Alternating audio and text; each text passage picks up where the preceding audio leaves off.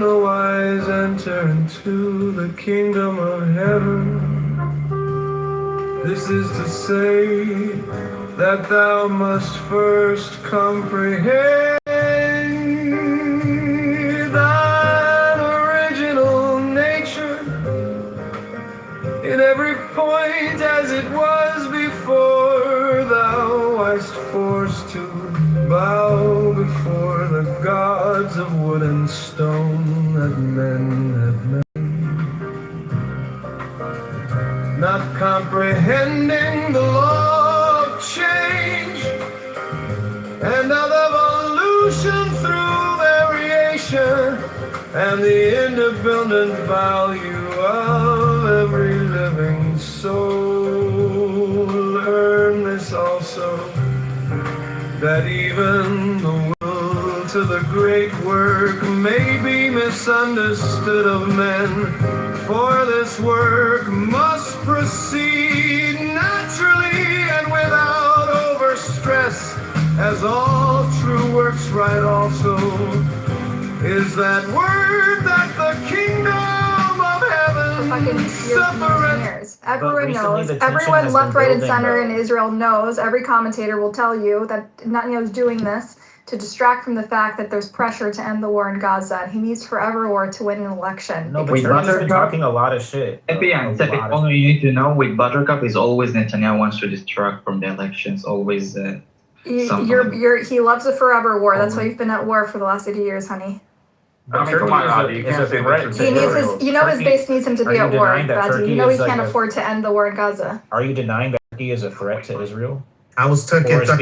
It doesn't matter who's a threat to who. It's becoming a threat. Oh my God! Not even Israeli. When Turkey was selling them bullets to kill other people besides Israeli Jews have rights. Guy talks to you. Uses ChatGPT. He's a fucking other people besides Israeli Jews have rights. Ask ChatGPT, they won't tell you Turkey's a threat to Israel. Everything he says. So you're telling me that tension has not been building this year or ever since October 7th? Tension and attacking someone are two different things. Yeah. You don't have the right to attack another nation. There needs to be a real threat. Have Hamas in Turkey. I think they also have hands in Hezbollah. That's not a threat. That's not an active threat. That's not an active threat. There's always competing interests. It's not an active threat. You can't just go around bombing. I mean, every country has competing interests with each other. That doesn't mean you can attack them. So then, Sapien, you must agree then, to be consistent, Iran should bomb Ben Gurion Airport because it has been fueling American fueler tank.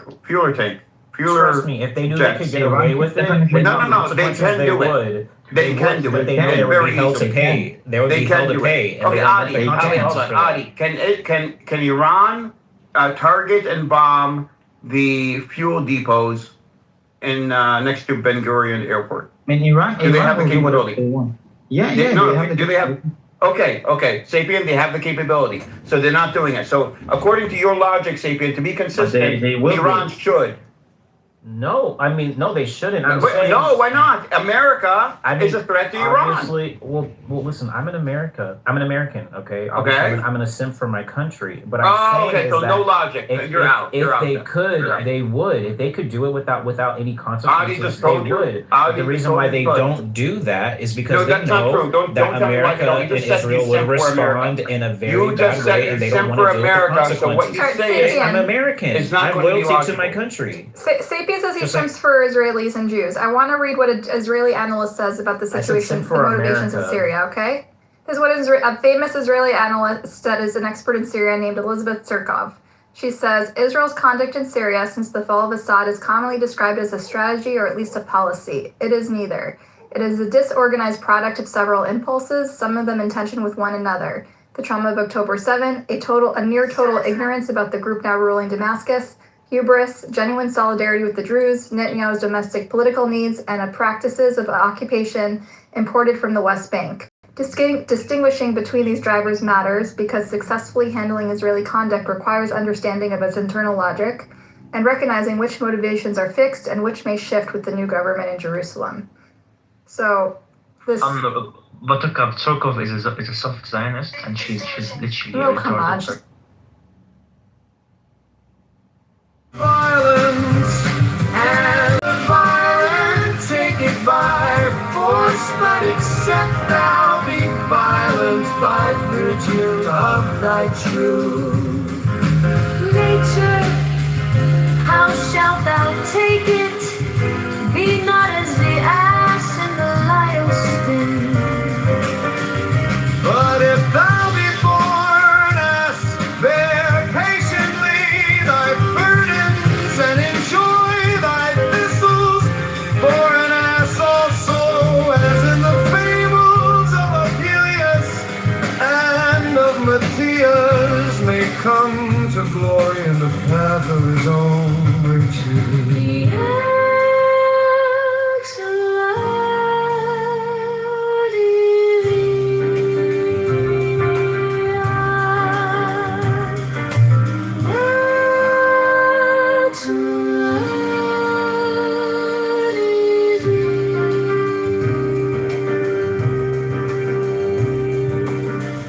Sighest thou, Listen, but here is a great riddle. Since by reason of much repression thou hast lost the knowledge of thine original nature. my son, this is not so.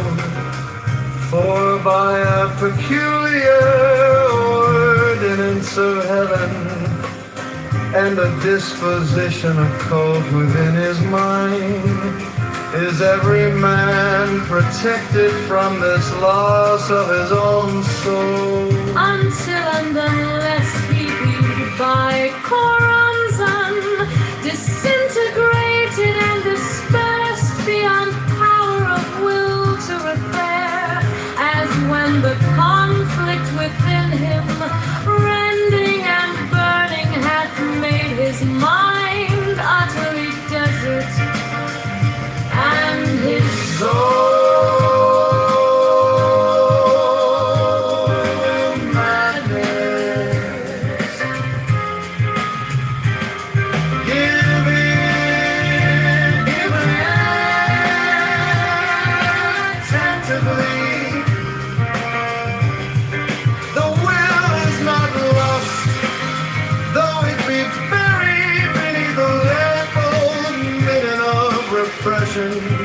for it persisteth vital within thee. Is it not the true motion of thine inmost being? And for all thy conscious striving cometh forth by night and by stealth and dream and fantasy. Now is it naked and brilliant, now clothed in rich robes of symbol and hieroglyph, but always traveleth it with thee upon thy path, ready to acquaint thee with thy true nature, if thou attend unto its word, its gesture, or its show of the dream.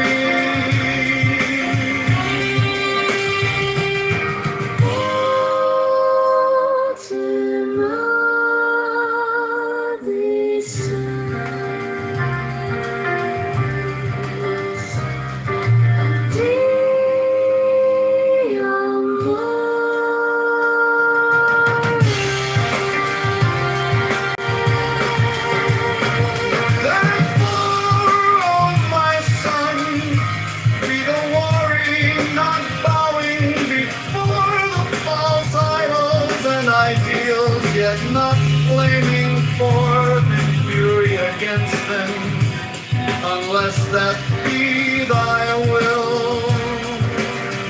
But in this matter be prudent and be silent, discerning subtly and with acumen the nature of the will within thee, so that thou mistake not fear for chastity, or anger for courage. and since the fetters are old and heavy, and thy limbs withered and distorted by reason of their compulsion, Do thou, having broken them,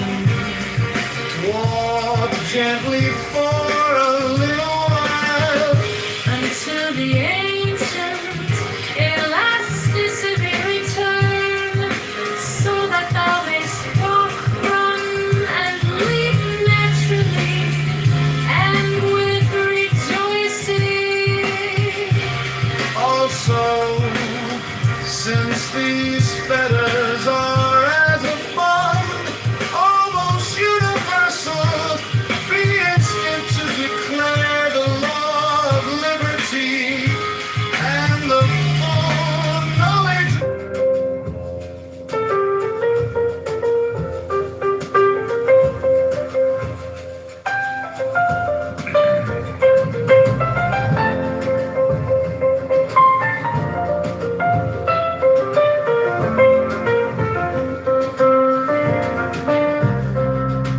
Divita.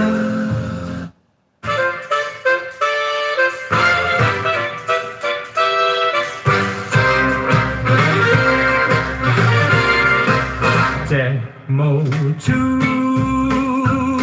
vitae.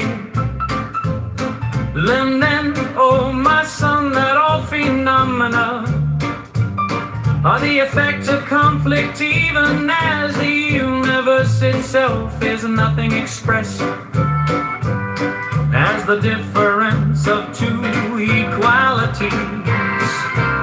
For and thou will wilt as the divorce of knew it and had it.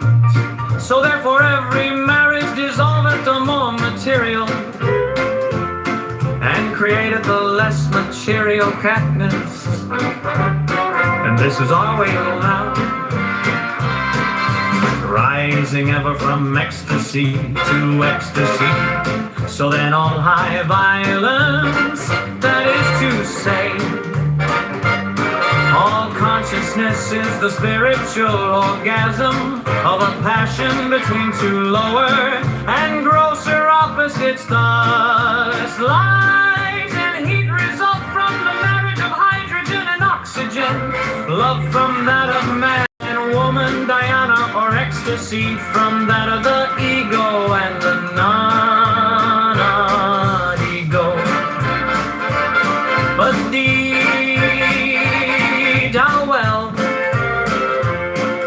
grounded in this thesis corollary, that one or two such marriages do but destroy for a time the exacerbation unknowing complacent to the racemic. Such is a work of long habit and deep searching darkness for the germ thereof. But this once accomplished, but particular complex is destroyed or sublimated, forever dream.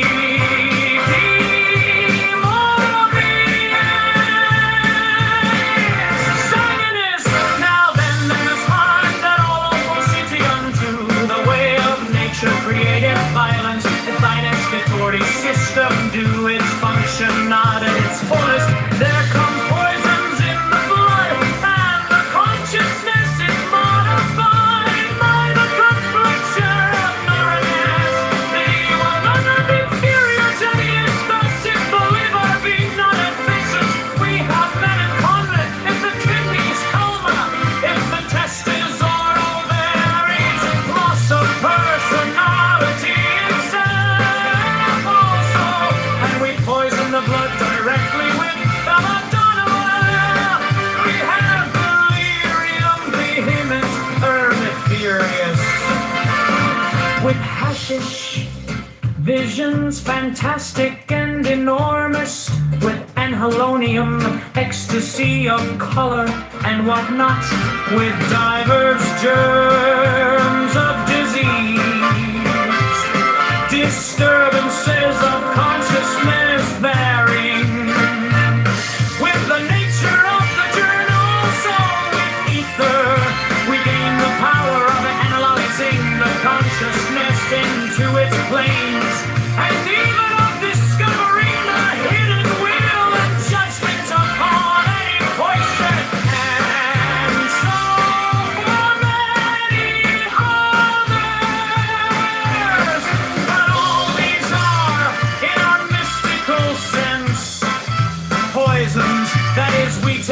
things diverse and opposite, binding men together so that they are compelled to unite. And in the orgasm of each marriage is an ecstasy, Lord dissolving in the higher. Let's see go. Now know this also, that at the end of that secret way life, a garden wherein is a rest house prepared for thee. For to him whose physical leaves does not serve and hide, are not truly satisfied, cometh the physical or lunar sleep appointed to refresh and recreate by cleansing and repose. But on him that is bodily pure, the Lord bestow a solar or lucid sleep, wherein move images of pure life fashioned by the true will. And this is called by the Kabbalists the sleep of Shalom. And of this dark also Porphyry make mention, and Cicero with many other wise men of old time compare, O my son, with his doctrine, and which was taught thee in the sanctuary of the Gnosis concerning the death of the righteous, and learn moreover that these are but particular cases of an ill of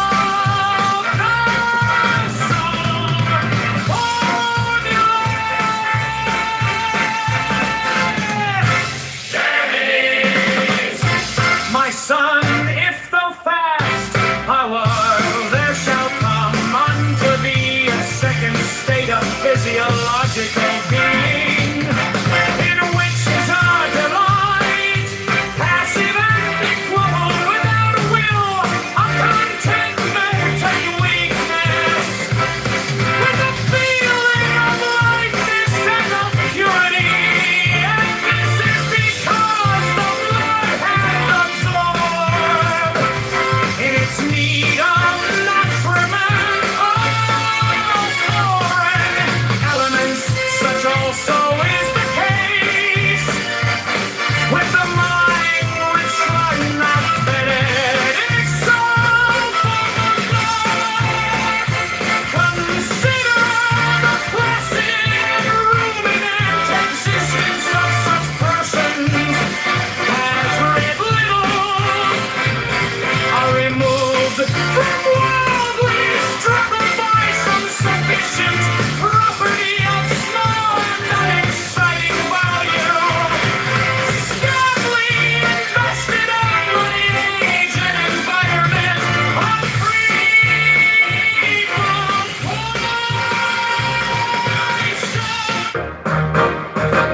Dimottu vitae. Learn then, O my son, that all phenomena are the effect of conflict, even as the universe itself is a nothing expressed as the difference of two equalities, or in thou wilt, as the divorce of Nuet and Hadik. So therefore every marriage dissolveth the more material and createth a less material cabinet. And this is our way of love, rising ever from ecstasy to ecstasy. So then all high violence, that is to say, all consciousness is the spiritual orgasm of a passion between two lower and grosser opposites, as light and heat, result from the marriage of hydrogen and oxygen, love from that of man and woman, Dionysus.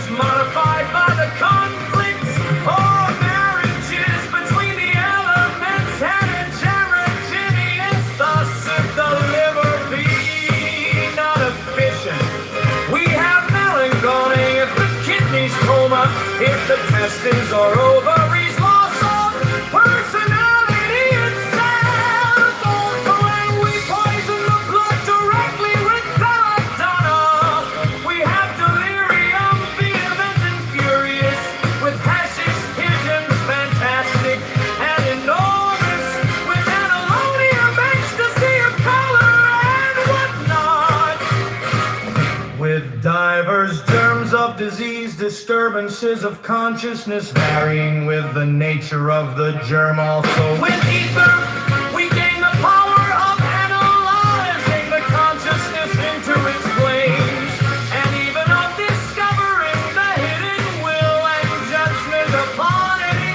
mission, and so for many others. But all these are in our mystical sense poisons. That is, we take two things diverse and opposite, binding them together, solver they are compelled to unite, and the orgasm of each marriage is an ecstasy, the lower dissolving in the higher.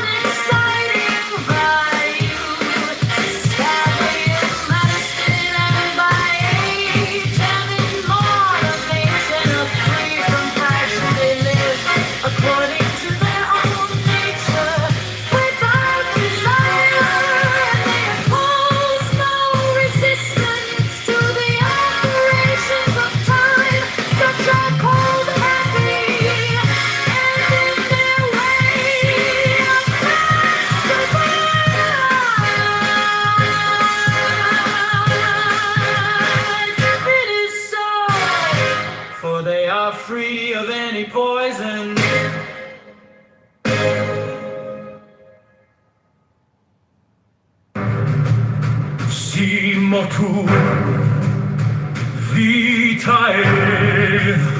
Learn then, O my son, that all phenomena are the effect of conflict, even as the universe itself is a nothing expressed as the difference of two equalities, or and thou wilt, as the divorce of new it and had it. So therefore every marriage dissolveth the more material, and createth a less material complex. And this is our way of love, rising ever from ecstasy to ecstasy.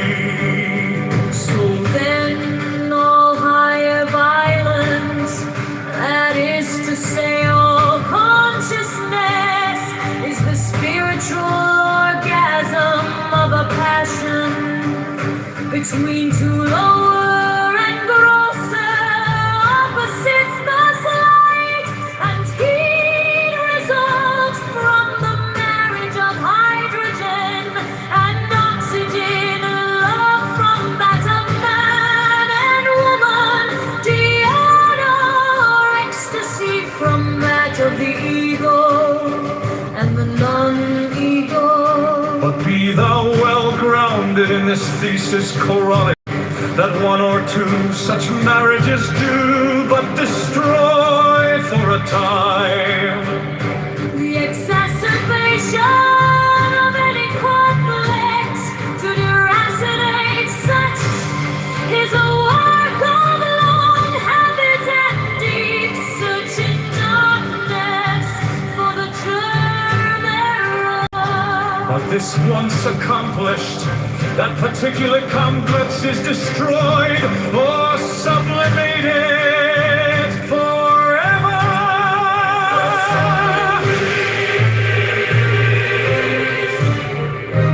Every thunderstorm That all opposition to the way of nature created.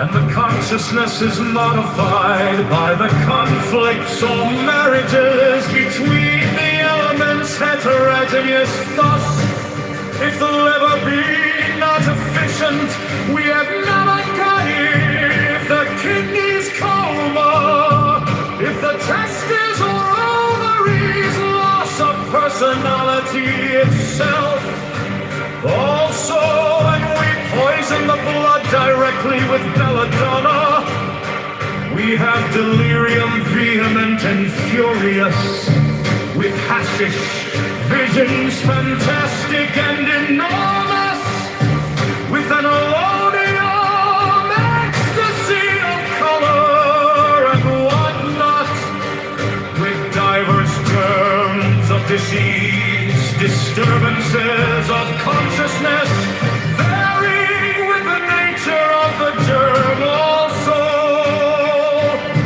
with ether, we gain the power of analyzing the consciousness into its planes, and even of discovering the hidden will and judgment upon any question. And so for many others. But all these are, in our mystical sense, poisons. That is, we take two things diverse and opposite, binding them together so that they are compelled to unite. And the orgasm of each marriage is in ecstasy, the lower dissolving in the higher.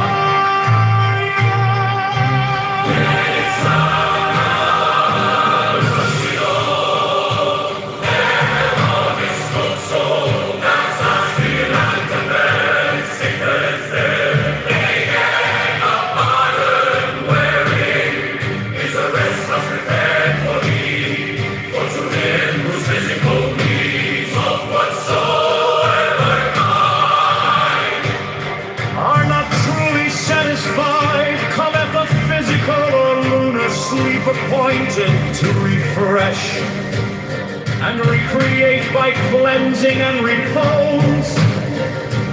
But on him that is bodily pure, the Lord bestoweth a solar, a lucid sleep, wherein move images of pure light fashioned by the true will.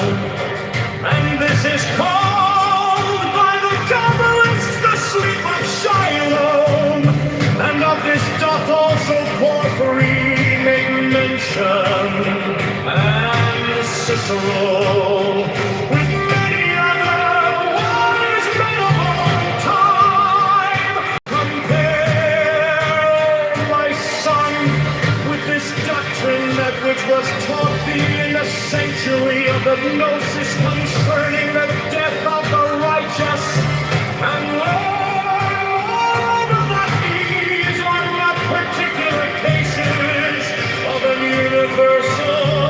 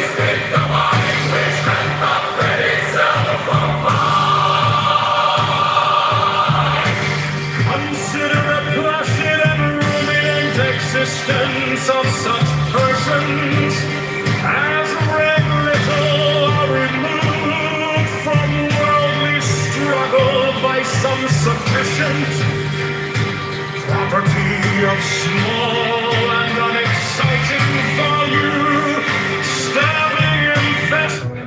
Simotu vitae. Learn then, O my son, that all phenomena are the effect of conflict, even as the universe itself is a nothing expressed, as the difference of two equalities, or and thou wilt, as the divorce of Nuit and Hadit. So therefore every marriage dissolveth a more material and createth a less material complex. And this is our way of love, rising ever from ecstasy to ecstasy. So then all high violence, that is to say, All consciousness is the spiritual orgasm of a passion between two lower and grosser opposites, thus light and heat resolved from the marriage of hydrogen and oxygen, love from that of man and woman, Diana, or ecstasy from that of the ego and the non-ego. But be thou well grounded in this thesis corollary, that one or two such marriages do but destroy for a time. The exacerbation of any complex to the racinate such is a work of long habit and deep search in darkness for the germ thereof. But this once accomplished, that particular complex is destroyed or sublimated forever. D. Morbius sanguinis.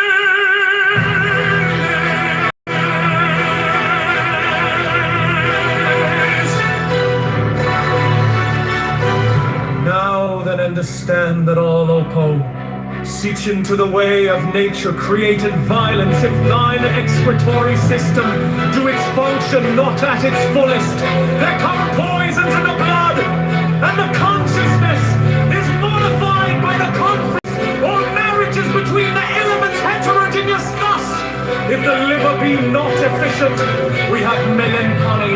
If the kidneys coma, if the testes or ovaries, loss of personality itself also, and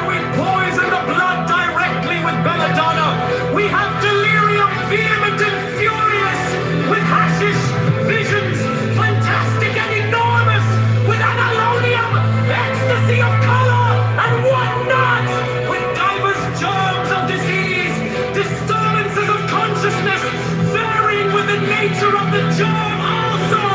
With ether, we gain the power of analyzing the consciousness into its planes, and even of discovering the hidden will and judgment upon any question, and so for many others. But all these are, in our mystical sense, poisons. That is, we take two things diverse and opposite, binding them together so that they are compelled to unite, and the orgasm of each marriage is an ecstasy, the lower dissolving in the higher.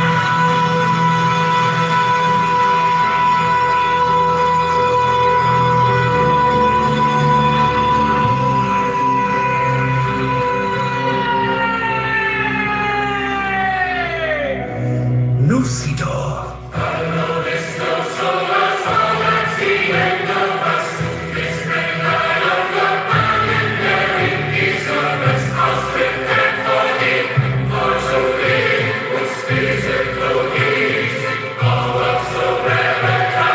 Are not truly satisfied, cometh a physical or lunar sleep appointed to refresh and recreate by cleansing and repose. But on him that is bodily pure, the Lord bestoweth a solar or lucid sleep, or remove images of pure light fashioned by the true will, and this is called by the Kabbalists the sleep of Shalom, and of this doth also Porphyry make mention, and Cicero, with many other wise men of old time.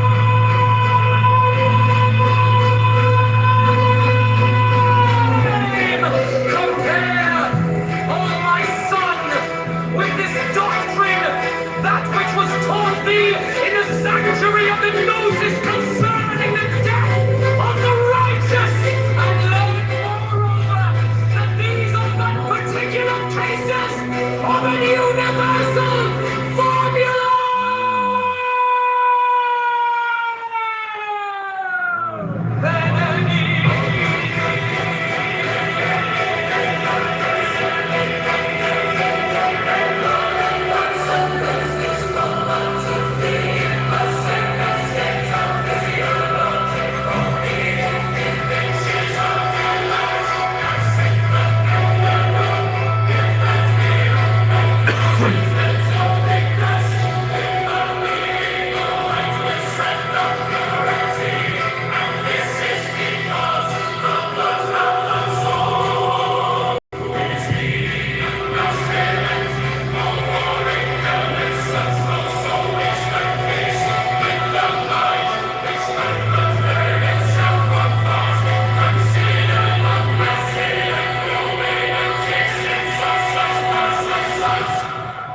As read little, are removed from worldly struggle by some sufficient property of small, and am exciting value, stably invested, and by age and environment are free from passion. They live according to their own nature, without desire, and they oppose no resistance to the operations of time. Such are called happy, and in their way of a gentle life. It is so, for they are free of any poison.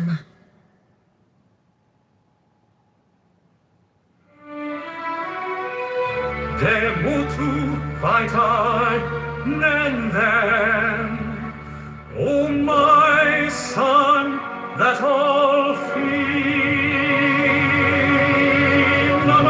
the effect of conflict, even as the universe itself is a nothing expressed, as the difference of two equalities, or and thou wilt, as the divorce of Nuit and Hadith.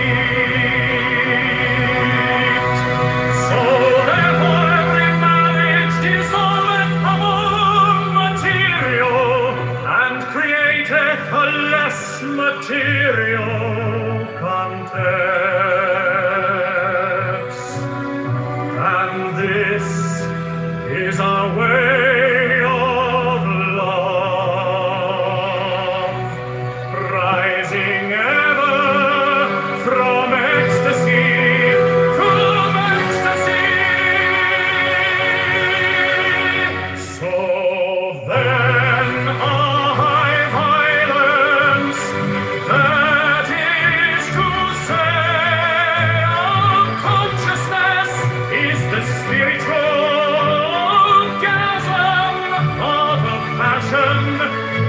between two lower and grosser opposites, the slight and heat result from the marriage of hydrogen and oxygen, love from that of man and woman, Driana, ecstasy from that of ego and non-ego. But be thou well grounded in this thesis, corollary, that one or two such marriages do but destroy for a time the exacerbation of any conflict. To deracinate such is a work of long habit and deep search in darkness for the germ thereof. But this once accomplished, that particularly complex is destroyed or sublimated forever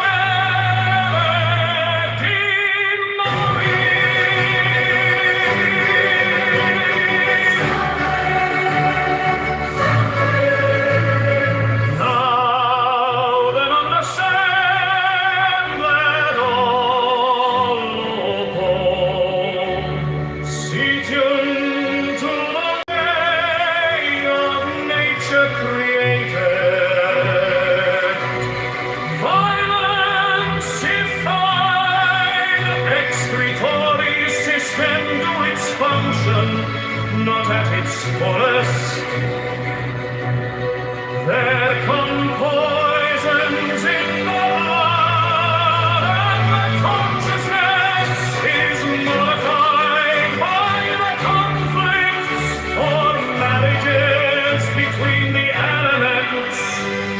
Heterogeneous thus, if the liver be not efficient, we have melancholy. If the kidneys coma, if the testes or ovaries, loss of personality itself. Also, when we poison the blood directly with belladonna, we have delirium vivant and furious with hashish. Visions fantastic and enormous with anhelonium, the ecstasy of color and what not, with diverse trends of disease, disturbances of consciousness, varying with the nature of the germ. So with ether we gain the power and underlighting the consciousness into its planes, and even of discovering the hidden will and judgment upon any question. And so for many others, but all these are, in our mystical sense, poisons. That is, we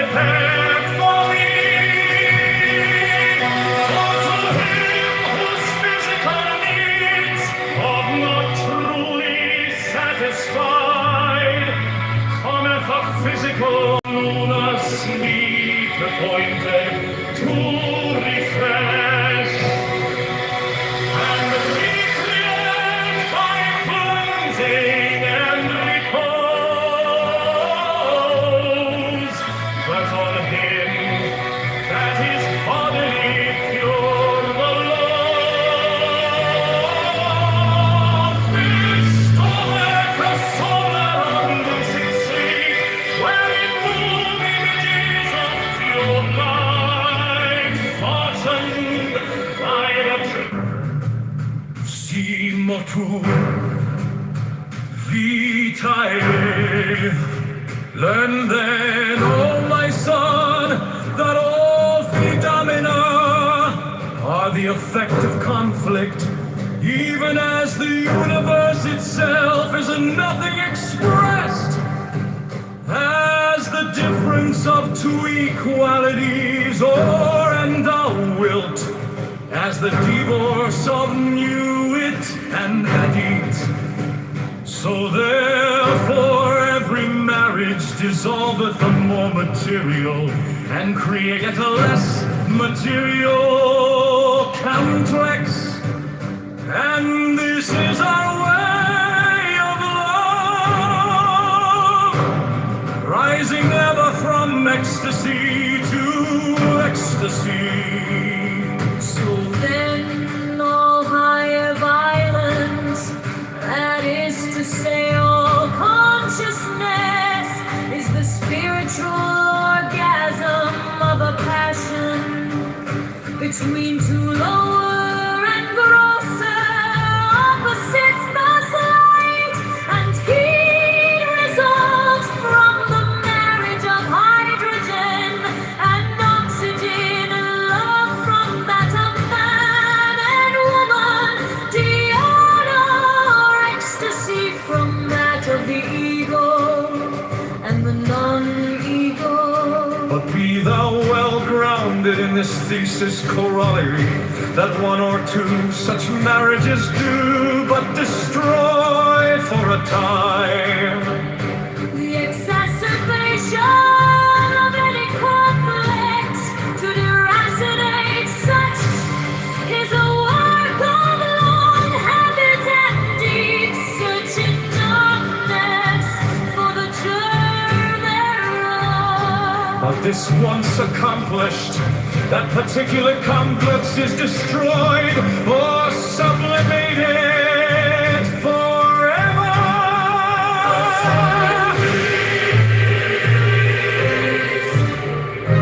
Never understood That opposition to the way of nature created.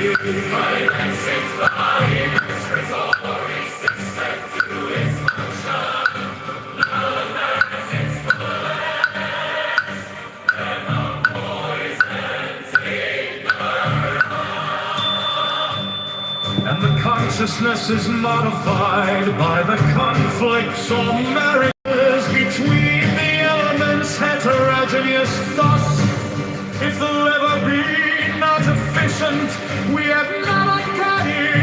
If the kidneys coma, if the testes or ovaries, loss of personality itself. Also, when we poison the blood directly with belladonna, we have delirium vehement and furious with hashish. The emotion, vitae. Learn then, O my son, that all phenomena are the effect of conflict, even as the universe itself is a nothing expressed as the difference of two equalities, or and thou wilt, as the divorce of nuit and hedit. So therefore every marriage dissolveth the more material, and createth a less material conduct. And this is our way of love, rising ever from ecstasy to ecstasy. So then all high violence, that is to say, all consciousness, is the spiritual orgasm of a passion between two lower and grosser opposites. Thus light and heat result from the marriage of hydrogen and oxygen. Love from that of man and woman, dhyana or ecstasy from that of the ego and the non-ego. But be thou well grounded in this thesis corollary, that one or two such marriages do but destroy for a time. The exacerbation of any antlets to the racinates such is a work of long habit and deep search in darkness for the germ thereof. But this once accomplished, that particular complex is destroyed or sublimated forever.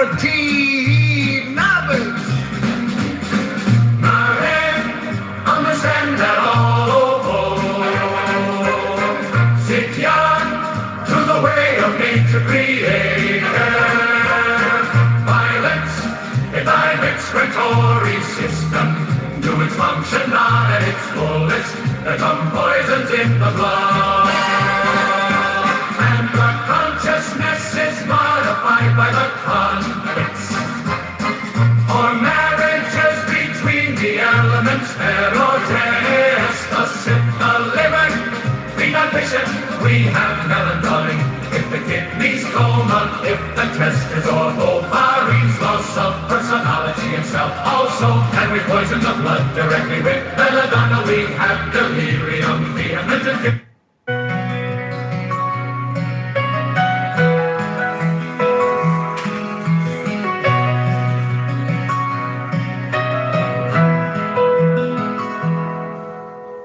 Demo 2, Vi 2. Learn then, oh my son, that all feed on me, nor the effect of conflict, even as the universe itself is a nothing expressed.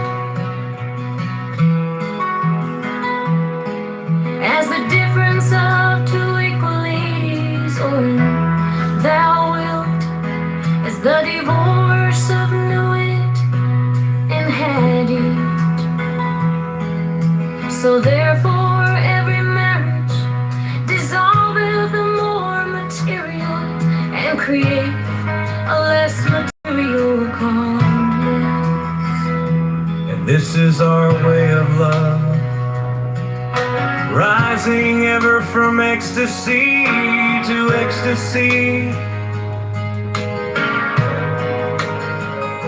So then all high violence, that is to say all consciousness, is the spiritual orgasm of a passion between two lower and grosser opposites. Thus light and heat result from the marriage of hydrogen and oxygen, love from that of man and woman, Diana, or ecstasy from that of the ego and the non-ego.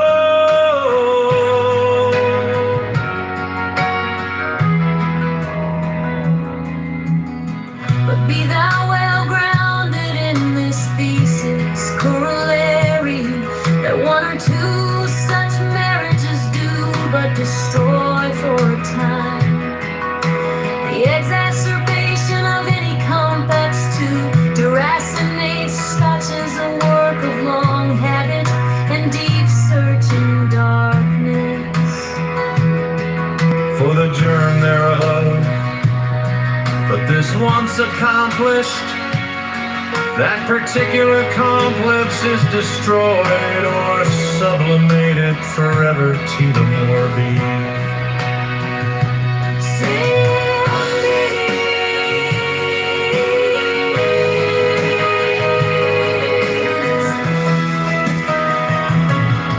now then understand that all mortals sit into the way of nature creative.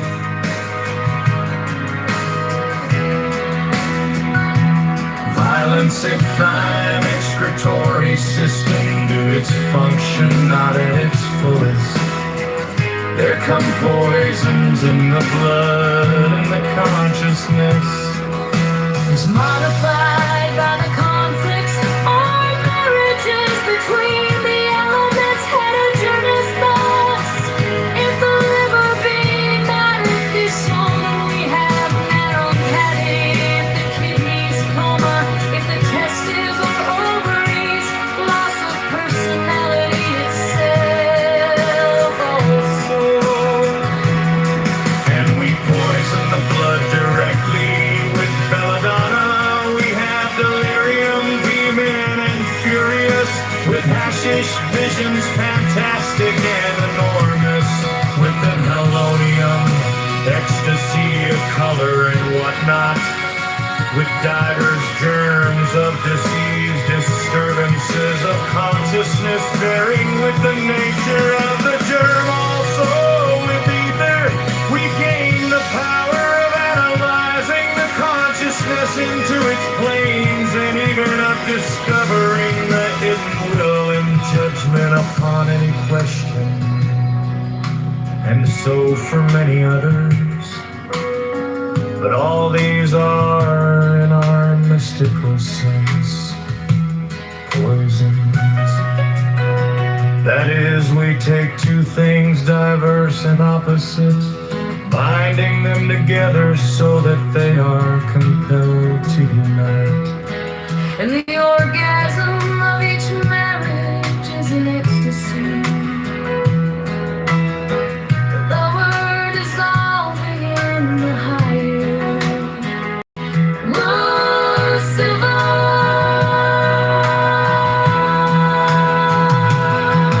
Now know this I saw that at the end of that secret way lie the garden wherein is a rest house prepared for thee.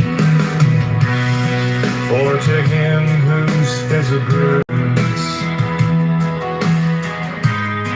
are not truly satisfied, come at the physical lunar sleep appointed to refresh and recreate by cleansing and repose. But on him that is bodily pure, the Lord bestoweth a soul lucid sleep, wherein move images of pure light fashioned by the true will. And this is called by the Kabbalists the sleep of Shalom. And of this doth also Porphyry make mention, and Cicero with many other wise men of old time compare, O my son, with this curriculum that which was taught thee in the sanctuary of hypnosis concerning the death of the righteous. And learn moreover that these are but particular cases of an universal formula.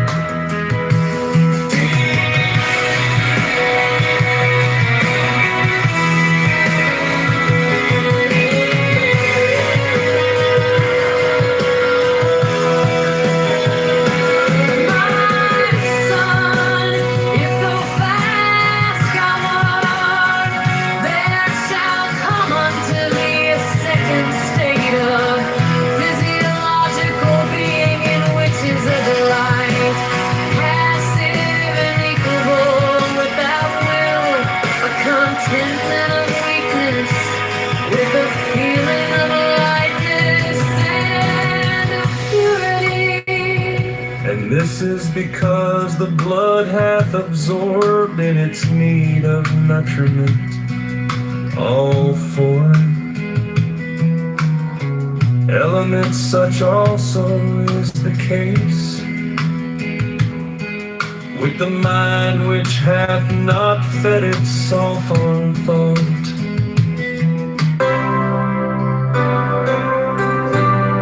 It's a kitten, by the way. A kitten. Yeah, you want to pet it. Don, here I got one for you. What's the hardest thing with what's the hardest part about breaking up with a Japanese girl? Ow. You have to drop the bomb twice. That's not nice. No. That sounds derogatory. What do you mean it's not nice? They love us. No, they don't. Yeah, because you. Shut the fuck up. They're scared of They got lobotomized, motherfuckers. Yeah, we paid them reparations. That's why they love us. The fuck? They don't love us. We killed them. Okay, watch a Japanese girl suck a white guy's or a black guy's dick. The people in Hiroshima love us. Yeah, they fucking love us. The ones You're with fucking leukemia. retarded. Man, have you ever been over there? Nigga, Hiroshima? Have you been over there? Have you been to Hiroshima where we dropped bombs? No, I've been to Nagasaki. Bro, I've been both, like, listen to both of them, like, Koreans and Japanese. That's not what I asked you. Have you been to the affected area where people still have diseases from radioactive fucking toxins till this day? It's all good. Have you been there? They hate each other, but they love, like, white and black people, I swear to God. Bro, they think you're gonna bring them to America. What the fuck? They love don't care us, about bro. you. They love us, bro. Here's another one. How do you know when your wife is dead? She stops talking. No, the sex is the same, but the dishes stack up. Ooh. Oh my God. Oh, that's bad, man. It's horrible. It's even worse. Brad's allowed to say that one. All right. Well, I got one for you guys. A man goes out for a walk during a storm with nothing to protect him from the rain. He doesn't have a hat, a hood, or an umbrella. But by the end of his walk, there isn't a single wet hair on his head. Why doesn't the man have wet hair? Because he's bald. There you go. There you go. Wait, you said head, not hair, didn't you? I said, why doesn't the man have wet hair? I thought you said head. Never mind. All right, Don, here's one for you. Why is a pedophile's favorite holiday Halloween? Free delivery. Jesus.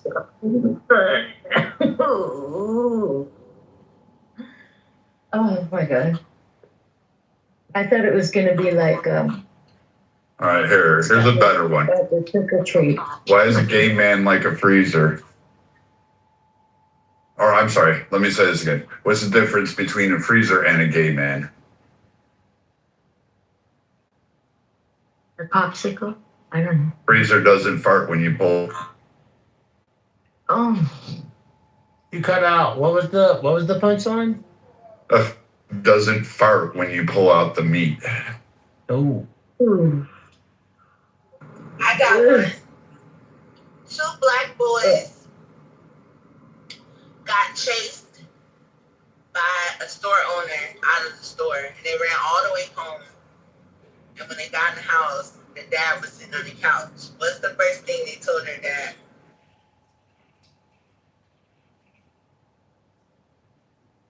Who's they? The boys. I don't know. You know their dads wasn't there. Black people. That's funny. What did they tell their dad? I made that up. I don't know. I was just trying to be as offensive as I could. Hey, Jazzy, how do you get a nun pregnant? You dress them up as altar boys. No, oh my God. I heard that before. That. Oh my God. Oh my God. No, guys. We have to do better, okay? My dad was an altar boy. Oh my God.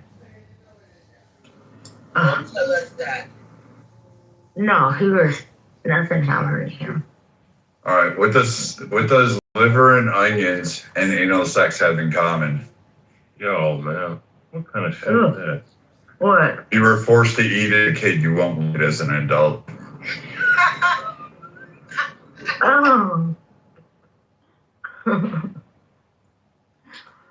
Ooh. Rayaba, this all your fault. Shy started telling riddles because you so slow. No, I'm joking. I'm just joking, Rayaba. This is true. Oh, the baby. What's the baby saying? I've been wanting to say 1 in 90, but this one's probably a little harsh. But how do you kill 200 flies at once? You bring in some Africans. Nope, you hit an Ethiopian in the face with a frying pan.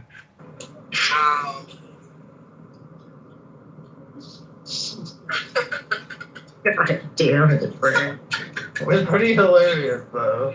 That's not hilarious. That's fucked up. I'm not gonna Okay, say anything. They're funny. so then, like, the question lies, like, do you not like shock factor jokes? That's pretty funny. I thought. I can't let people know that I So like is that them. me sadistic or like what? Like because I laugh at it? I'm Because only like racist to a you can take a certain girl, you can take a girl on a date and you put a couple drinks in her and she'll laugh at that shit. She thinks it's funny too. Oh, now we're back at the drink thing to loosen the girl up, see?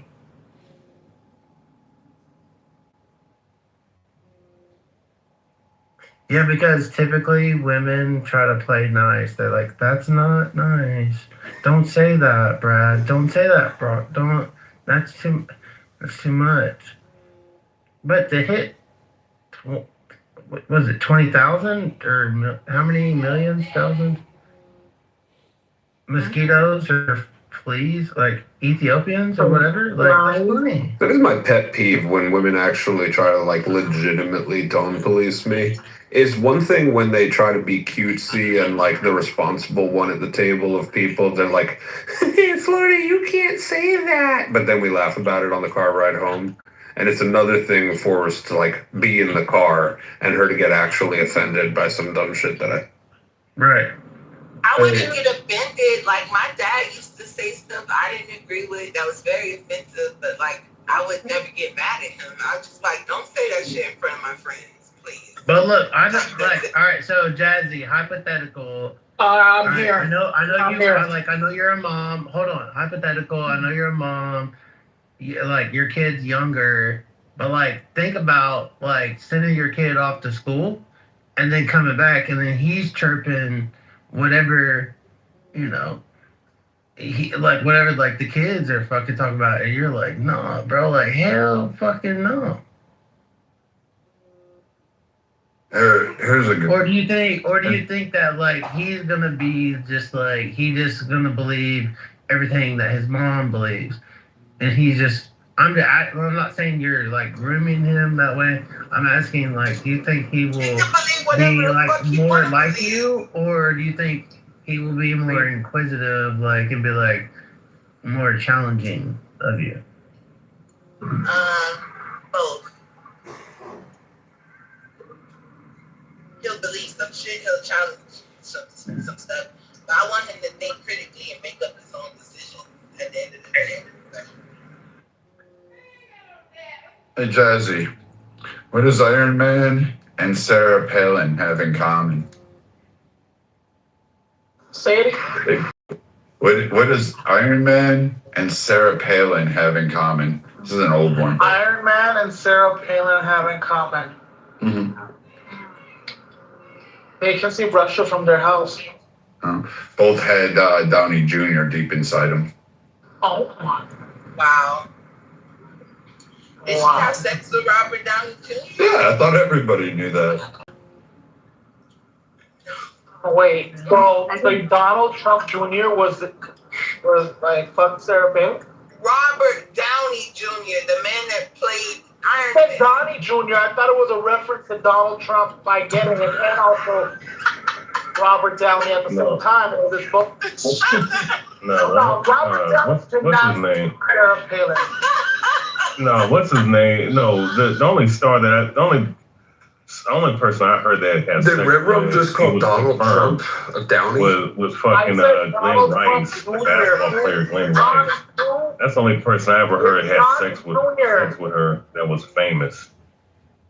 Never heard about no Robert Downey Jr. sex with Sarah. Wait, I can explain. Here's another one for you, Jazzy. No, you need to explain the joke. Robert Downey Jr. fucked Sarah Palin. No, there's everybody knew. This way. Like banged her hard, dude. Where did you hear that from? Dude, it's common knowledge. It's been all over RNC circles for like years. That's crazy. Her married ass fucked up. She was in a wheelchair for a month. No one asked you to join in and write a script. Go ahead. All right. So why this one's because everybody picks on blacks and Jews, so I'm gonna throw a little shade to the Mexicans here. Why don't Mexicans have sex ed and driver's ed on the same day? I don't know why. Because you have to give a donkey a brick at some point. Jesus. Hey, Tom's laughing so you brought your food. How's it going? I like it. I approve of whatever website Brad's getting these from.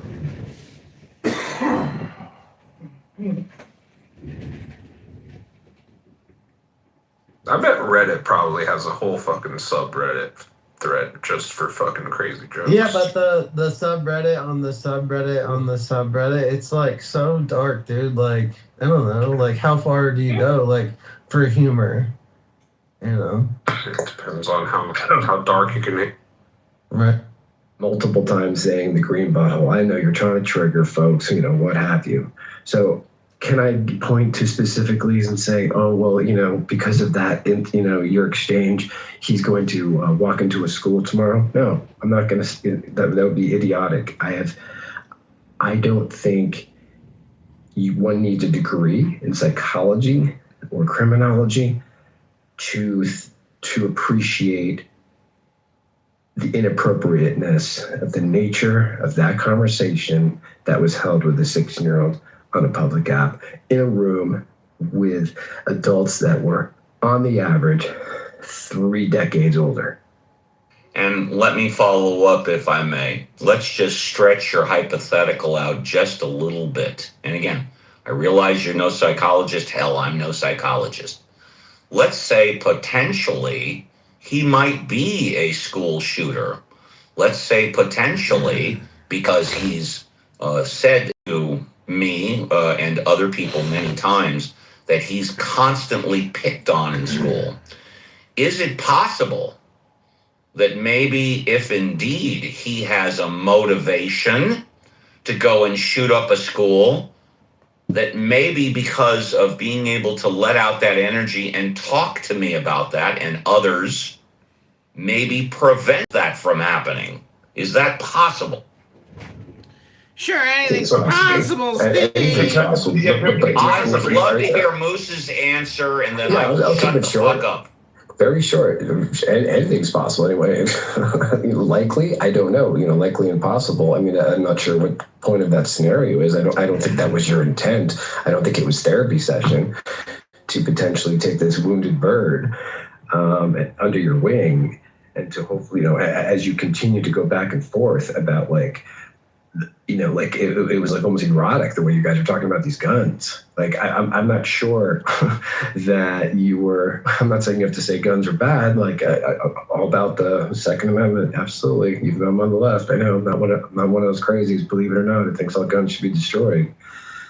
Moose, thank you. I respect what you said, and I respect you even more because, in my humble opinion, you were 100% honest, and I applaud you. Thank you. Can I come into that topic about if we think he's... Cypher want to say something. Can Cypher say something real quick? Yeah. Go ahead, Cypher. I'll be really quick because Steve gave a hypothetical. And Moose, I'll answer your question. And Bert's to go next. And Bert's going to go next. So here's the reason why that kid has been kicked out of this house for years. Right? Is because Steve had a hypothetical. What if Christian asked me and said, hey, I'm thinking about shooting up my school, and I gave him some advice, and he did. Steve, has Christian ever talked to you about wanting to shoot up a school? No, he is not. Thanks. So thanks for the bullshit fucking hypothetical. I'll tell you what has I'm not the one that brought up Christian shooting up a school. That wasn't me that brought it up. Can I speak? Can I speak? So Moose, I'll tell you why that kid isn't allowed in this fucking house. Because I'll tell you what I have seen. And you saw it yourself yesterday. You saw Steve talking about guns to an autistic kid who's 16-year-old who Steve himself said, hey, what if this kid wants to go shoot up? Stupid hypothetical, never talked about it, but he's talked multiple times about guns. He's talked multiple times about sex. And what he does is for the last 2 years when that little kid was banned from our fucking house, because we're not babysitters and we don't think the conversations that take place in our house are appropriate, nor the conversations in Steve's room, is that one of the early things, and again, within a week of that little fucking kid coming into our house, I said, I will not share stay with this fucking child. I don't come on this app to fucking babysit. I already got my kids. It was because at fucking 1 o'clock at night, I had to boom a fucking room because some fucking disgusting fucking piece of shit started asking Christian about, oh, tell me about your locker room, dude. What happens in there, right? Steve, you didn't bring up the conversation. You just kept talking about it, right? You didn't bring up that you could fuck 16-year-olds in Europe. You just kept going with it. You giggled, right, Steve? I thought you debated him in this house. No, you Steve, never debated him in this house. No, dude. And this is the problem, Steve. Wow. And this is the problem, Steve, is that you think that the nuance of like whether we kicked him out after a week or 2 years ago is important. It's not. The fact that you were talking to him yesterday about fucking 16-year-olds with their sneak on lock. The fact that yesterday you came into this room and said, oh, I didn't just being one minor. I got 2 minors. I got a 16-year-old and a 17-year-old beamed up in my fucking room, and then you bounce. You're disgusting. You enable these little kids to be exposed to fucking perverts on this app. We're gonna fucking. You're just a piece of shit, dude. You're a piece of shit who gets fucking hard-ons about little 18-year-old girls. You're fucking disgusting. If you can get a hard-on over a little kid who's fucking younger than your own child, you're a fucking pervert. You're disgusting. And I get why Steve invites 16-year-old boys on the stage. I seem to recall that you debated him on this stage. When you knew that he was 15 or 14, you debated him. He's debated in this house 10 to 20 times. When all of you knew that he was a minor. Again. That's a fact. He's seen the I just want to know why Cypher's lying about it. That's what I want to know. Why Cypher lied? He's debated in this house 10 to 20 times when everybody knew that he was a minor. Why is Cypher lying? Okay, great. Cypher's lying. Can we agree on that? Finish. Okay, then we're over and done with. Cypher is a liar. Let's move on.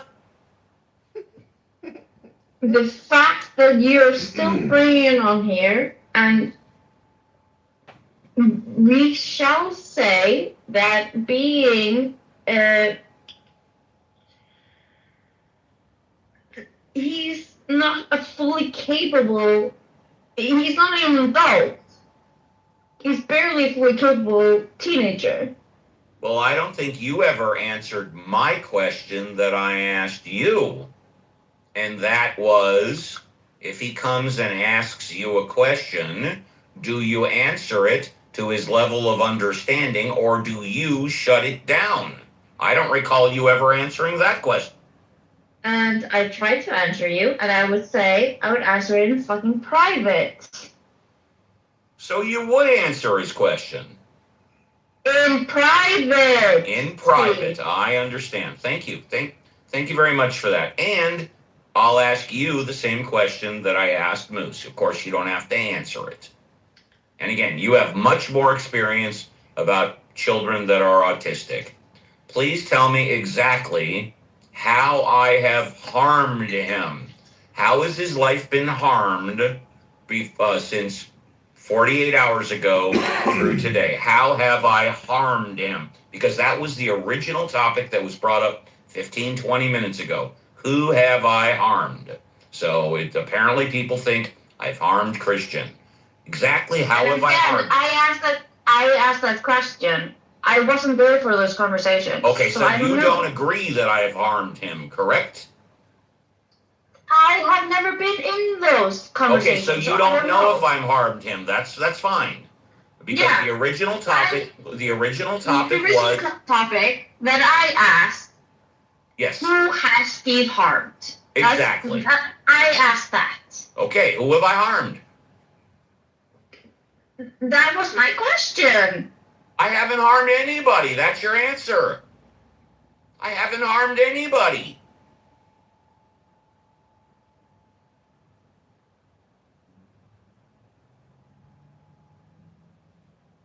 All right, if you want, we can keep talking about it, but I haven't harmed anybody.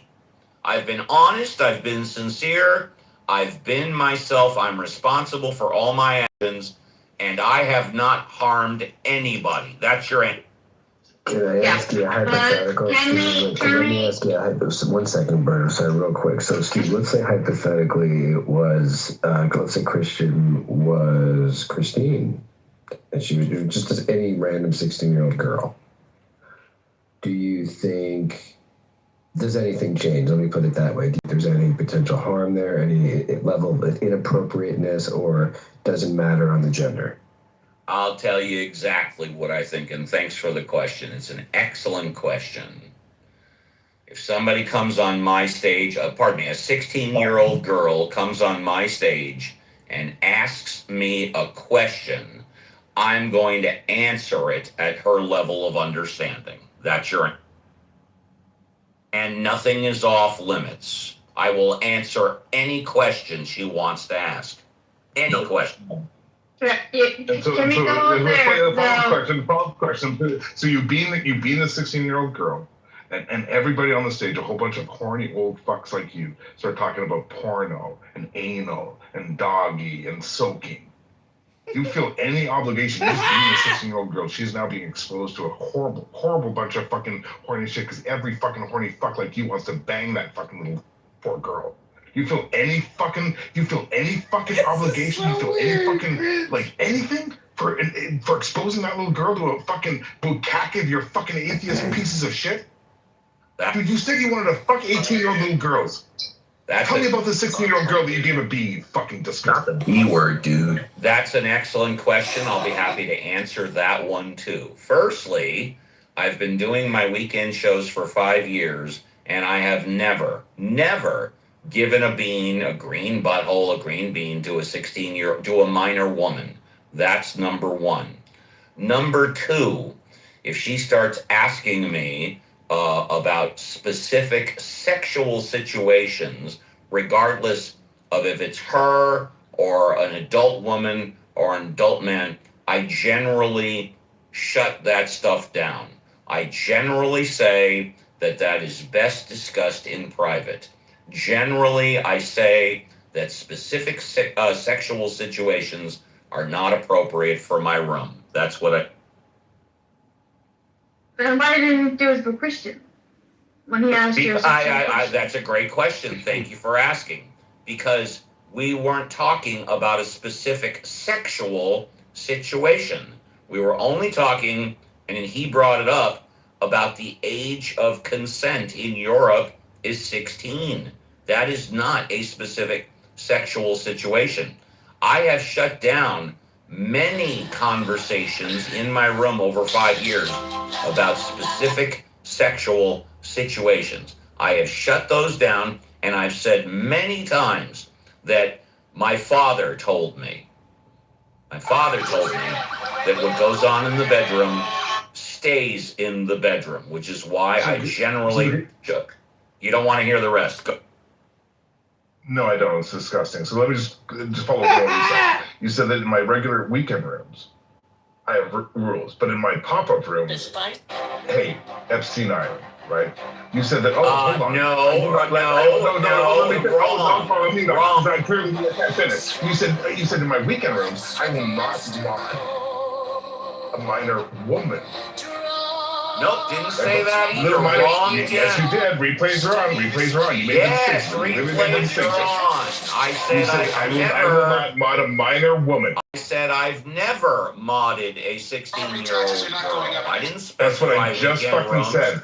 I said never. The replays are on. Yes. The distinction you made was a girl. You let little boys come up and get modded, but not little girls. That's the distinction I'm criticizing you for, you fucking freak.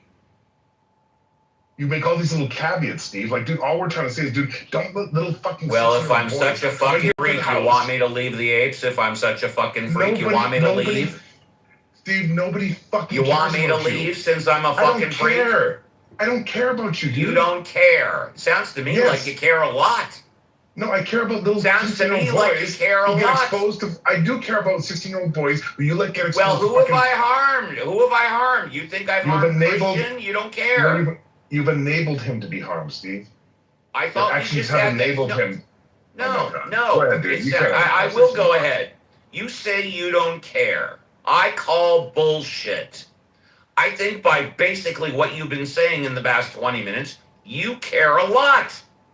You care a lot. The statement that you don't care is bullshit. It's a lie. You accuse me of being a disgusting freak. You just said it.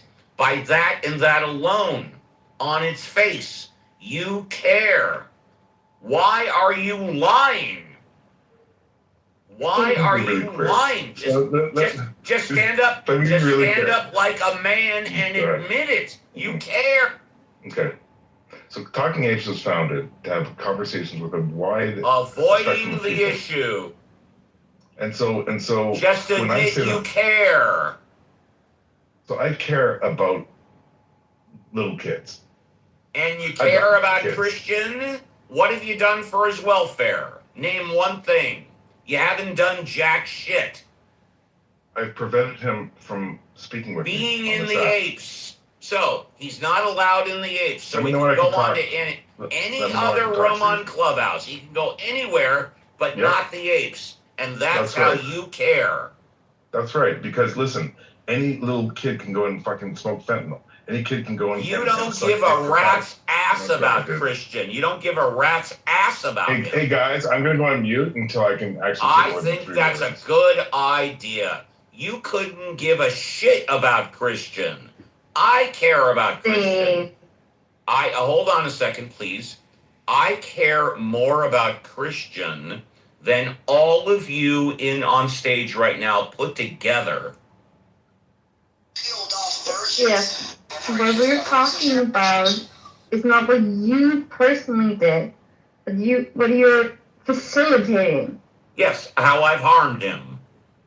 And I specifically asked you, how have I harmed him? Your answer, you don't know. I was accused of harming him. I specifically asked, how have I harmed him? Nobody has said how I have harmed him. Nobody. The fact of the matter is, not personally. You're facilitating harm. And tell me exactly, how have I facilitated harm? Please, I want to know. We've been talking about it the whole time, Steve. You're just not listening. Oh, I'm listening to every word. This is not an attack. We're just talking. I know, we're just talking. How have I facilitated his harm? Please, tell me. Shields have been used for personal protection from... Waiting for an answer. How have I harmed him? How have I facilitated harming him? I'm listening to every word. Of a small one. Jeremy, because I no, not Jeremy. Jeremy doesn't give a rat's ass about Christian. He doesn't care about Christian. He doesn't give a shit about Christian. He cares about the apes. Which is fine. Tell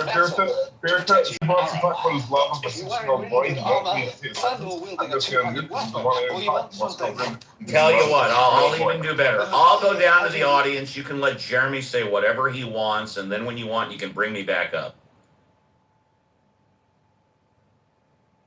Steve, really, I know it sounds like an attack, but it isn't. We're just trying to educate you on how to be appropriate with a person that isn't there fully,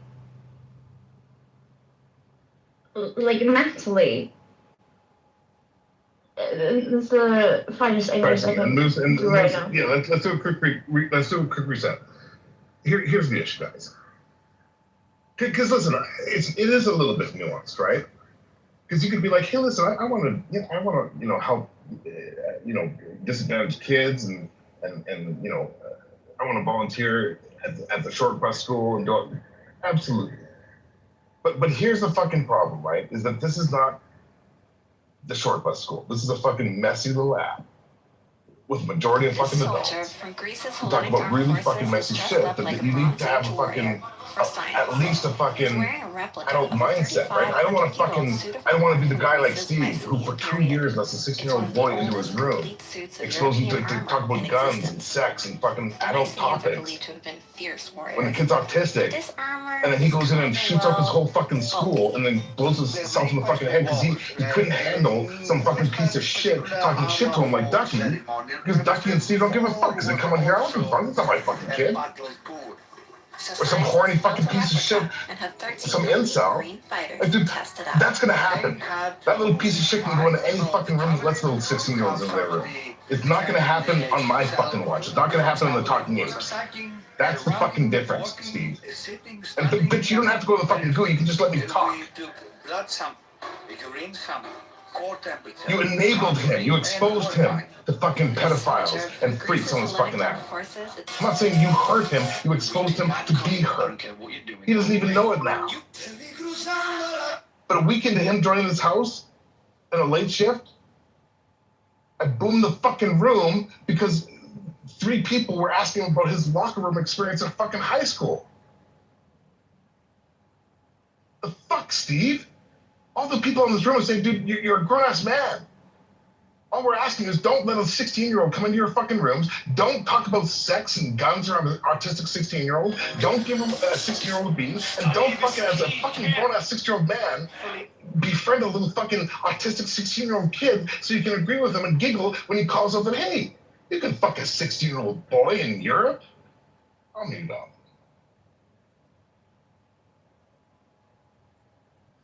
And again, I get where Cypher's coming from, but I also get where Steve is coming from. He's trying to protect him, but he doesn't have the right know-how, or he doesn't know what he's doing.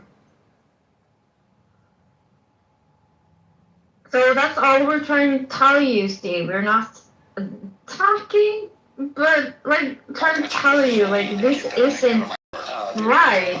We're telling you the right way. You did way good. Good, so I got some gas money coming. You got car money coming. Watch what happens when this clueless seller brings in a rare grenade and gets blown away by its true value. I've never seen a design like this. So what do you know about it? It was either made by the OSS or the CIA 60 years ago. I really have no idea what it's worth. Let me call up Tony down at the gun store. Maybe he knows something about it. I'll tell you what it's worth. All right, wow. This is James Bond stuff here. Old school James Bond. Can I have to say, like,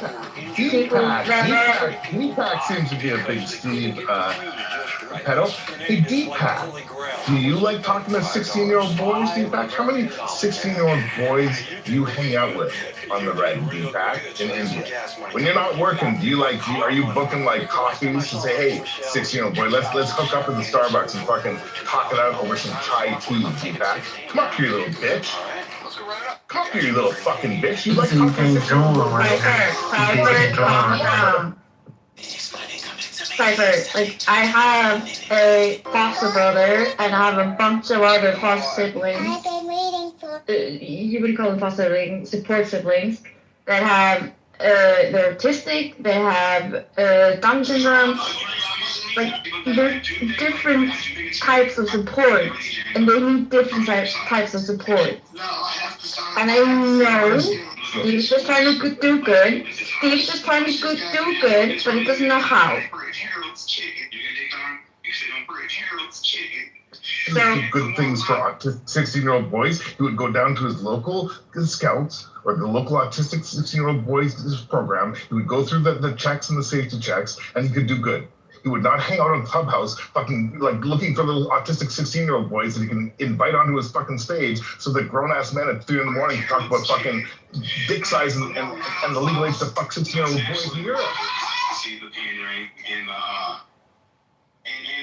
like the two-facedness, and then also I always like when I was a little kid, I always measured campaigns and not really. Oh, so I don't think it's appropriate to help loved ones. So there we go, like, he's trying to do something. He's trying to help this autistic man who lost his father. He's doing it in the wrong ways, yes, and we're telling him. But yeah, I do agree, he's not listening to us. He's not listening to us how to do it the right way. But still, he's trying to do the right fucking thing.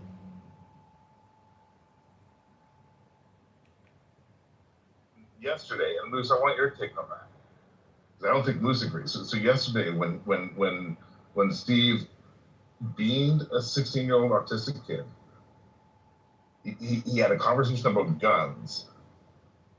He then, giggled and repeated what that kid said about 16-year-olds being legal to have sex in Europe. And then he came over to our house to brag about the fact that not only did he beam a 16-year-old autistic kid, he now beamed another 17-year-old and he giggled about it. And he ended the evening by talking about it is perfectly fine for a 55-year-old man to get a hard-on and fuck the shit out of an 18-year-old little girl. A dude who has kids older than that. And all I'm saying is, like, all of that is fucked. And you're supporting him, Birta? Wow. Cypher, did you specifically hear him say that? It's a recording of him saying that. I think take replays are on. Go listen to it. Replays are on. No, Birta, replays are on. Go listen to it. Before you... fuck, there are people in this room who heard him say it. Oh, I heard him say that he had a hard on for a 16-year-old with a gun. Yes.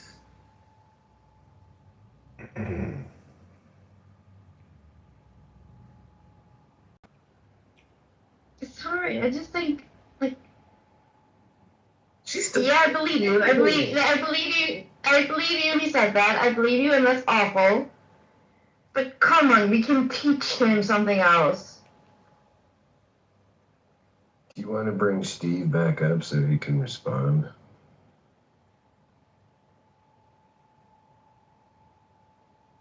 Let him buy cookies. You want me to respond? You said you were going to go down while Cypher was absolutely, talking. Sure. I didn't want to interrupt anybody. Cypher does it all the time. I think Cypher is done. I think. Oh, okay, fantastic. Well, for those of you that don't know, while I was down, I noticed that Christian is here and Christian's been listening. So I hope all of you are proud that Christian has been listening to what all of you have been saying. I don't know. I know he's been here since I was in the audience. I don't know how long he was here before I went to the audience. I know that this started about half an hour ago when it was specifically stated that me being honest in my views have harmed people. And I specifically asked, who have I harmed? And it was brought up that I harmed Christian. And I specifically asked, how have I harmed him? How has he been harmed from 48 hours ago, from before this happened, until this now? And none of you have been able to specifically state how I have harmed him. So as far as I'm concerned, I not only have not harmed him, I've helped him for the reasons that have been stated. And I'm sorry that none of you... go ahead. That's just confirmation bias. Sorry. Well, tell you what. Why don't you explain exactly why what I just said is confirmation bias? Please do. I want to learn. You're excusing yourself. I'm speaking the truth, am I not? No, sir. Okay, please explain why what I just said is not true. Confirmation bias, sir. Yeah, I heard you. Confirmation bias. I heard you. Please explain why what I just said is not true, because the truth is never a fallacy. Confirmation bias is a fallacy in logic. So you said what I just said is confirmation bias. However, you would agree if what I said is 100% true, then it's not confirmation bias. You do agree with that, right? Steve, do you not think this is harmful for him? Let's stay on topic, please. Steve, do you not think this is harmful for Christian to listen right now? No, this is the whole point. The truth is never confirmation bias. Is that correct or is that not correct? The truth is never confirmation bias. Is that accurate or no? Come on, speak up.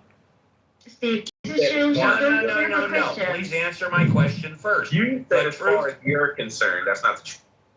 Okay, fine. You're saying it's not the truth. Okay, fine. But you do agree that the truth is never confirmation bias, correct or not correct? You do agree with that, right? We have no agreement, sir.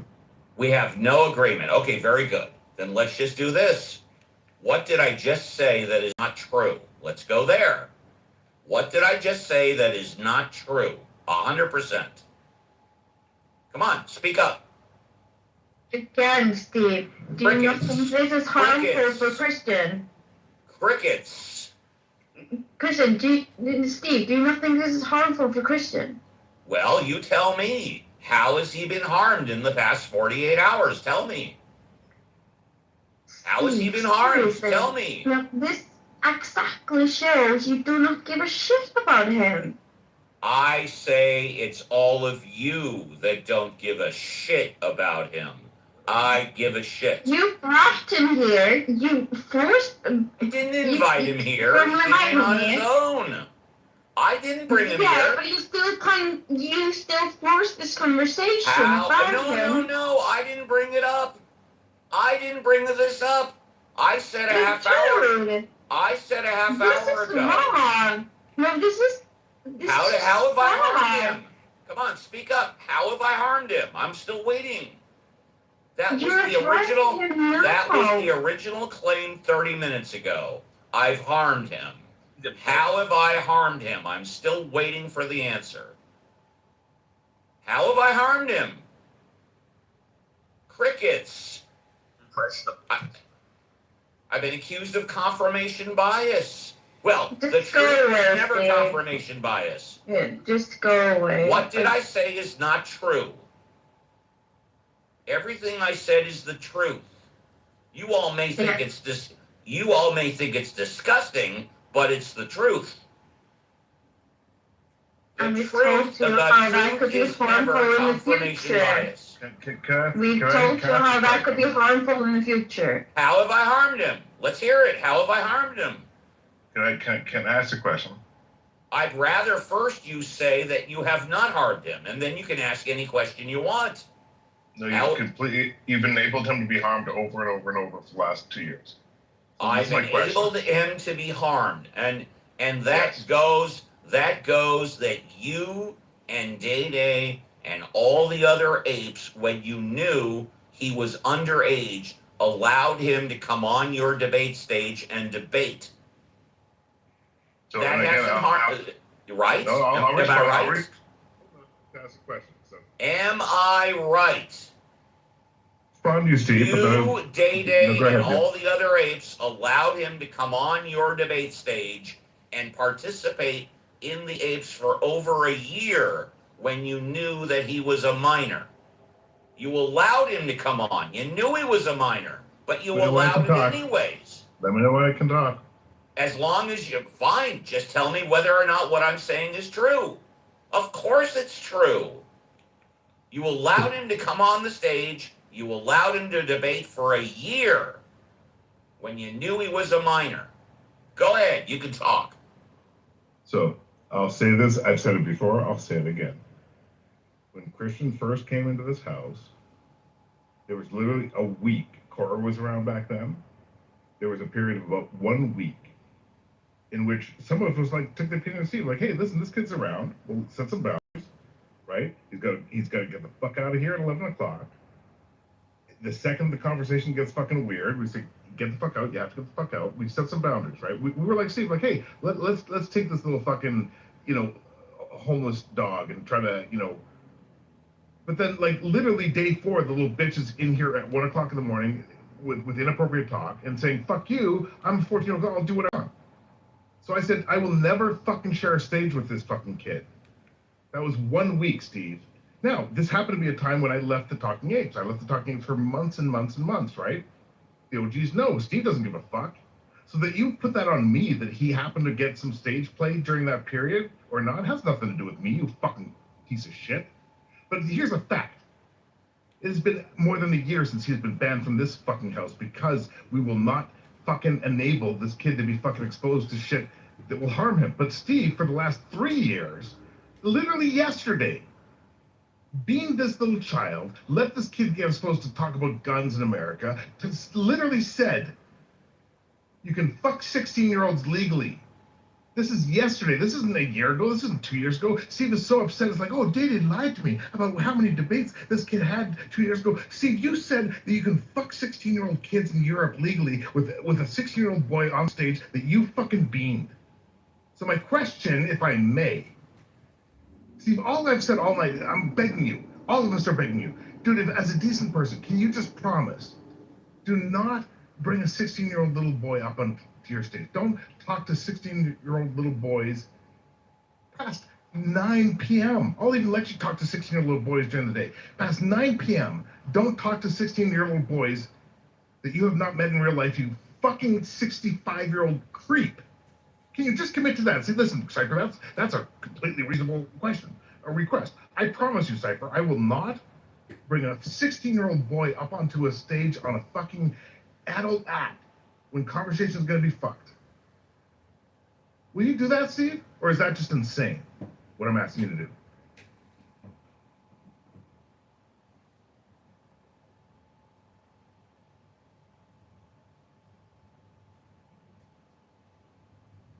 I'm not sure.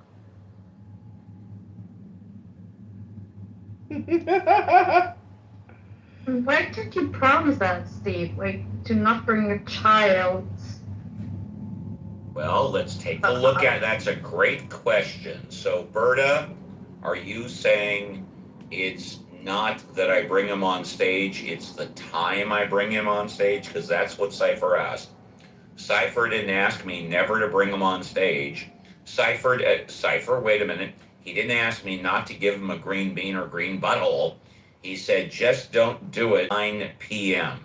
So, Berta, do you agree with that? It's okay for me to bring him up anytime as long as it's not past 9 p.m.? Is that what you're saying, Berta?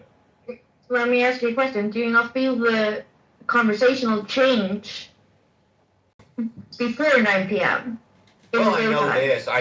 That's a great question. Thank you for asking. I know this, that the apes after dark or the apes crazy or whatever, I'm not in the apes most of the time after, 9 o'clock or whatever the case may be.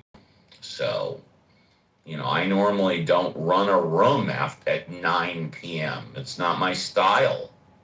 My weekend rooms are run in the morning, 7 to 10 a.m.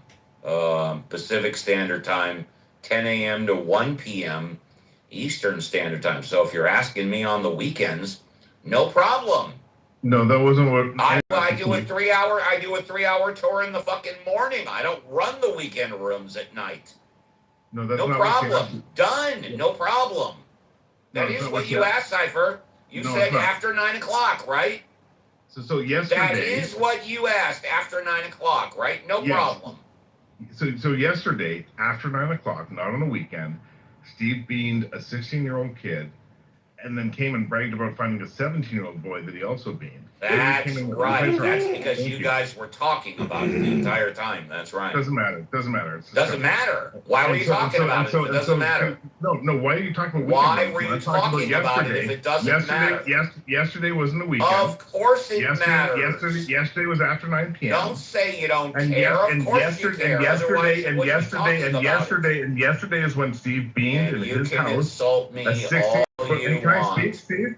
You can accuse me of being a piece of shit. I got no problem with that. You can accuse me of being a dickhead. I don't care. You can accuse me. You can call me all the names you want. I've asked you multiple times. I'm such a piece of shit. I'm such a dickhead. I'm such of a low morality. Do you want me to leave? You constantly said no. I wonder why that is. I wonder why that is. Of course you give a fuck. You're talking about it. You're not listening to me. I am listening to you.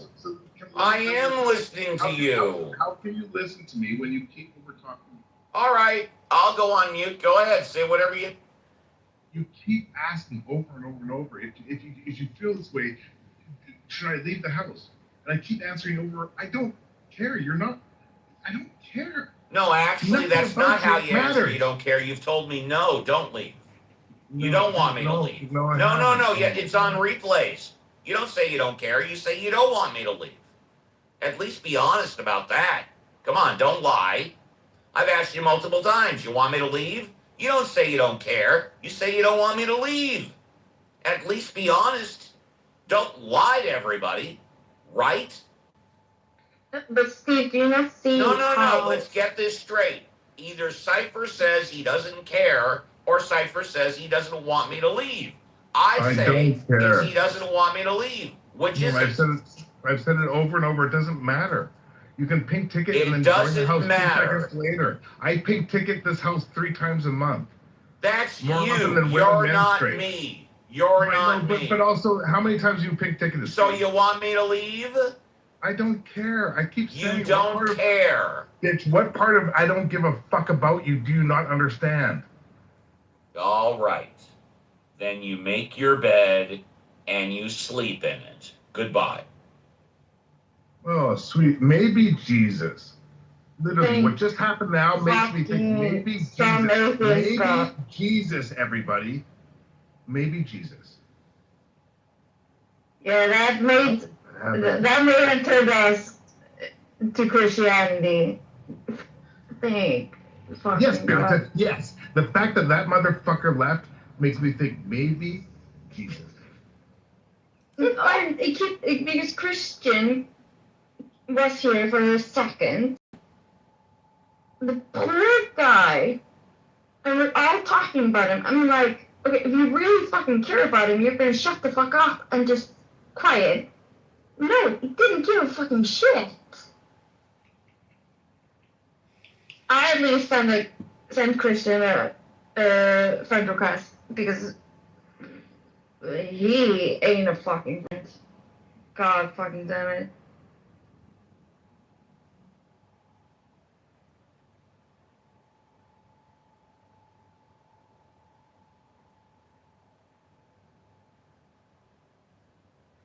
Are we still on rapid debates or what the fuck?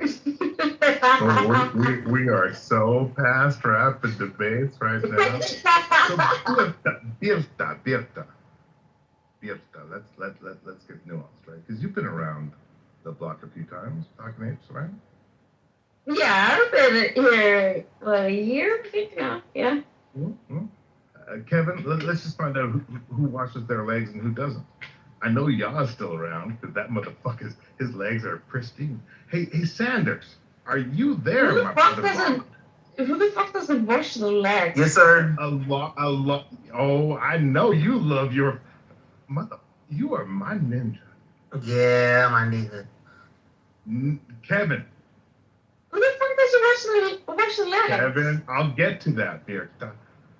It's a good question. Kevin. Oh, this motherfucker's he got a Dove so far up his ass, and then he just washes his face. He's like, oh, I'm gonna wash my. He doesn't even know what a washcloth is. That's okay. Kevin, have you never heard of a loofah? Okay, so a loofah is a white thing. So you use a loofah, you put it in the soap, and then wash everything. So that's the washcloth for white people. But seriously, like, just your face? I hope you don't have foreskin, because if you don't wash that shit, it's gonna be nasty. Oh, let's double click on What that. the hell, Bart? Let's double click on that, right? If you have enough privilege to know that you literally can hire someone to get the little rocky shit out of your horse's schmegma, it's important for horse lovers. Welcome. Not the schmegma, it's on the back of both of the front legs and back legs. No, I was talking about the little rocks inside of the folds of the male horse penis that you just, good hygiene, you gotta hire a vet to take that shit out. But that's different. I thought you were talking about actual horses. Walk with me.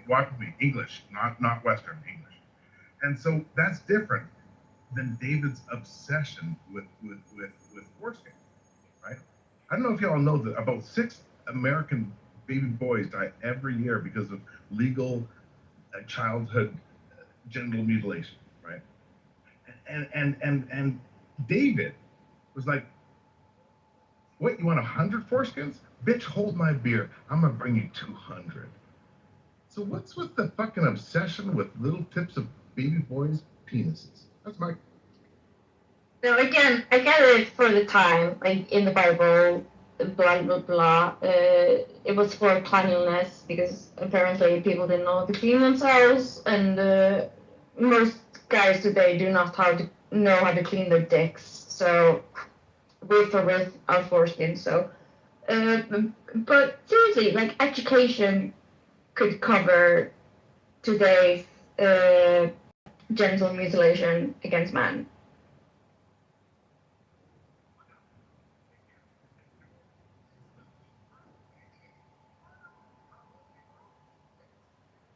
DS3, you're watching television over there? We can hear it.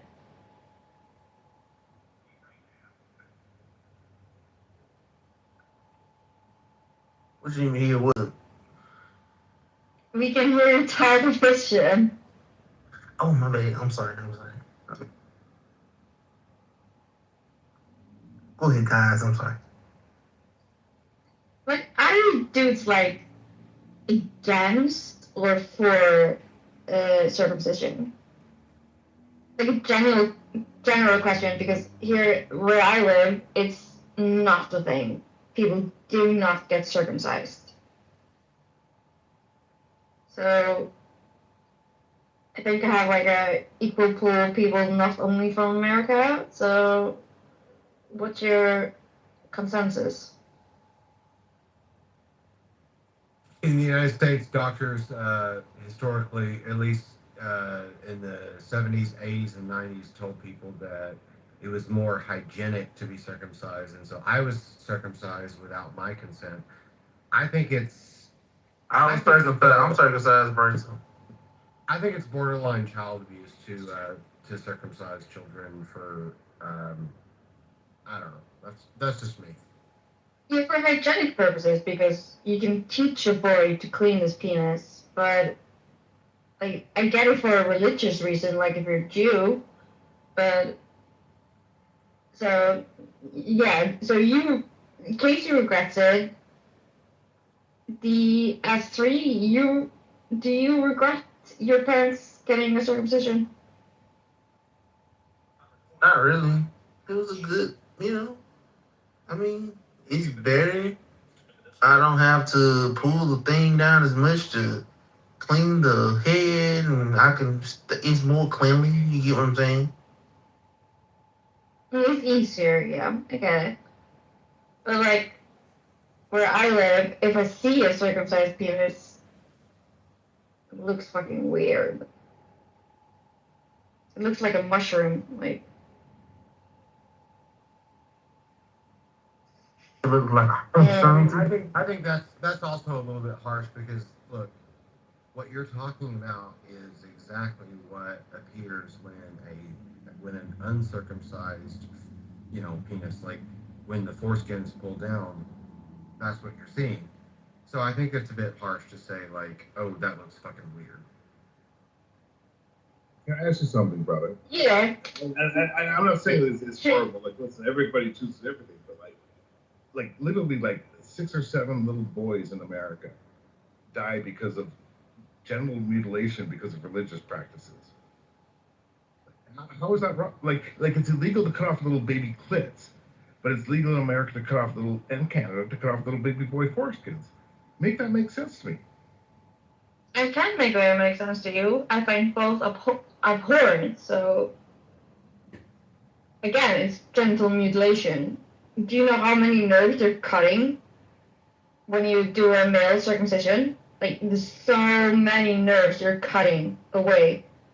So you're basically cutting a man's posture. But I just want to bring it to like surface. I'm in Canada. This is no different than in America, right? Like in hospitals in our country, when you have a baby, you can, if it's a boy, you can literally make the decision of whether that hospital performs religious-based genital mutilation on the baby if it's a boy. But if you ask them, like, hey, my belief system says that I need to cut off the hood of and the clitoris of my baby girl, you would be locked up and sent to jail. Make that make fucking sense.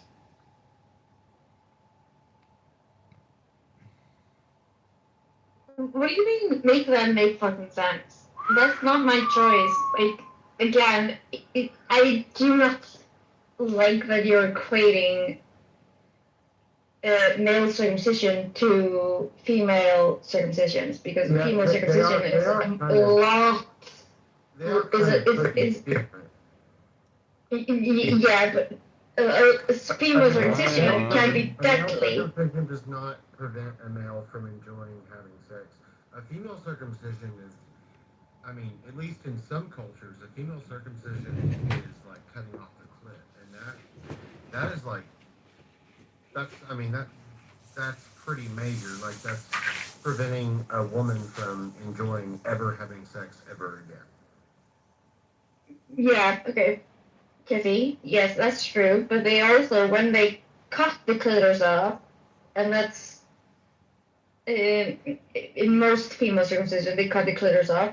They also sew it back together, and usually they also sew the vagina hole so close together that when you actually do have sex and get married when you're 13 years old, having sex is fucking awful. So both are mutilations of the genitalia, but sorry, one is worse than the other. That is exactly what I just said. But thank you. Casey and Bertha is this. You're arguing like which is the worst evil. Scientifically, neither is necessary. Both are derived from religious beliefs of magical deities, and both kill little babies every year.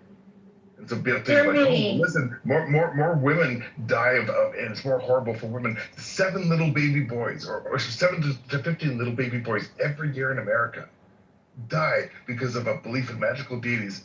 Yeah, okay, so that they can have their little tips of their dick We're cut saying off. both are evil. Yeah, let's talk. You're saying both are evil, so yeah. Here's the thing. Why do doctors continue to offer like that as like a standard medical like practice? I don't really get that. It's not even based on religion. I mean, maybe in Canada it is, but in the United States, like they'll circumcise baby boys regardless of your religious preference. They'll just circumcise. I agree. Like Casey, I was born Mormon. I'm not going to talk about myself, but no. What I'm saying is that the practice has nothing to do with science. You do that, less enjoyment. You're cutting nerves, and there's no need for it. Listen, does it make sense to think that God's going to kill you if you eat bacon in the Middle East when there's no refrigeration? Trichnosis? Yeah, don't do that. But you can eat all the bacon you want. Was it smart maybe to cut off little dicks when you didn't wash a lot and you got a lot of schmegma? I don't know the answer to that. But I know that you don't need to cut off little baby boys' dicks today because they can just wash. You know what I mean? But Jeremy, is that insane? you said, yeah, I get what you're saying, but you said it has nothing to do with science, but it has to do with science today, because who invented the science? White religious men. They made it a standard in America. This is not a standard in Europe. So those who made the standards in America, they made those rules. Let's do this, Birta. Can you get circumcised in your country? Can you perform genital mutilation on little baby boys in your country? Is it legal? No fucking clue. Is it? So you're saying it's illegal to have your boys circumcised in your country? Yes or no? I don't know. Stop it. Seriously, I don't know. Stop it. Stop it. Are we gonna have an honest conversation here or not? Stop it. We're having an honest conversation. Do you know? Birta, I know the rules about circumcision in my country, in America. And I know it about your country because I'm telling you the answer is yes. You can absolutely mutilate the genitals of little baby boys in your country. If you want. Yeah, but I'm saying it's so unpopular, nobody does it. Oh, so. It's not popular, but it's legal. Not everybody fucking Yeah, so I didn't know it was Don't be legal. out there. I didn't know it was legal. Seriously, I didn't. Jeremy, seriously, I didn't. Well, okay, what's the country in question, and then also why is this relevant? What's the country in question? Iceland. It's And why is Iceland. it so? And why is it relevant, Casey? Because the whole conversation is about, like, it's insane as humans that we have first world nations where it is legal to genitally mutilate little baby boys. And some of them think like, oh, but not girls. And I'm almost saying it's like, as an agnostic, how does that make fucking sense? It's all fucking weird. Look, it doesn't really make sense, but like, I don't know why you keep yelling about it, because like, this, like, I don't know, like, if you're that passionate about it, I don't know, join a nonprofit and like try to get it changed. The fact of the matter is that in most first world countries, circumcision of boys is a legal process, and so like I don't know how to change that, but you know, if you're that offended by it, then fucking, you know, join an organization and try to change it. So, Casey, can I ask you something, brother? If in your country it was equally acceptable to cut off the clitorises of little baby girls, would you be as emotional about it as I am? I'm just asking Casey a question. Would you be as like offended as I am? I already told you that I felt like my own genital mutilation was a violation of my rights as an individual. I just don't know how politically to change it. Now, I do feel like I would maybe be a little more driven politically to fight for the rights of little girls who are being who are having their genitals mutilated at birth or shortly thereafter, because to me, look, both are genital mutilation, but they're not equal amounts of abuse to me.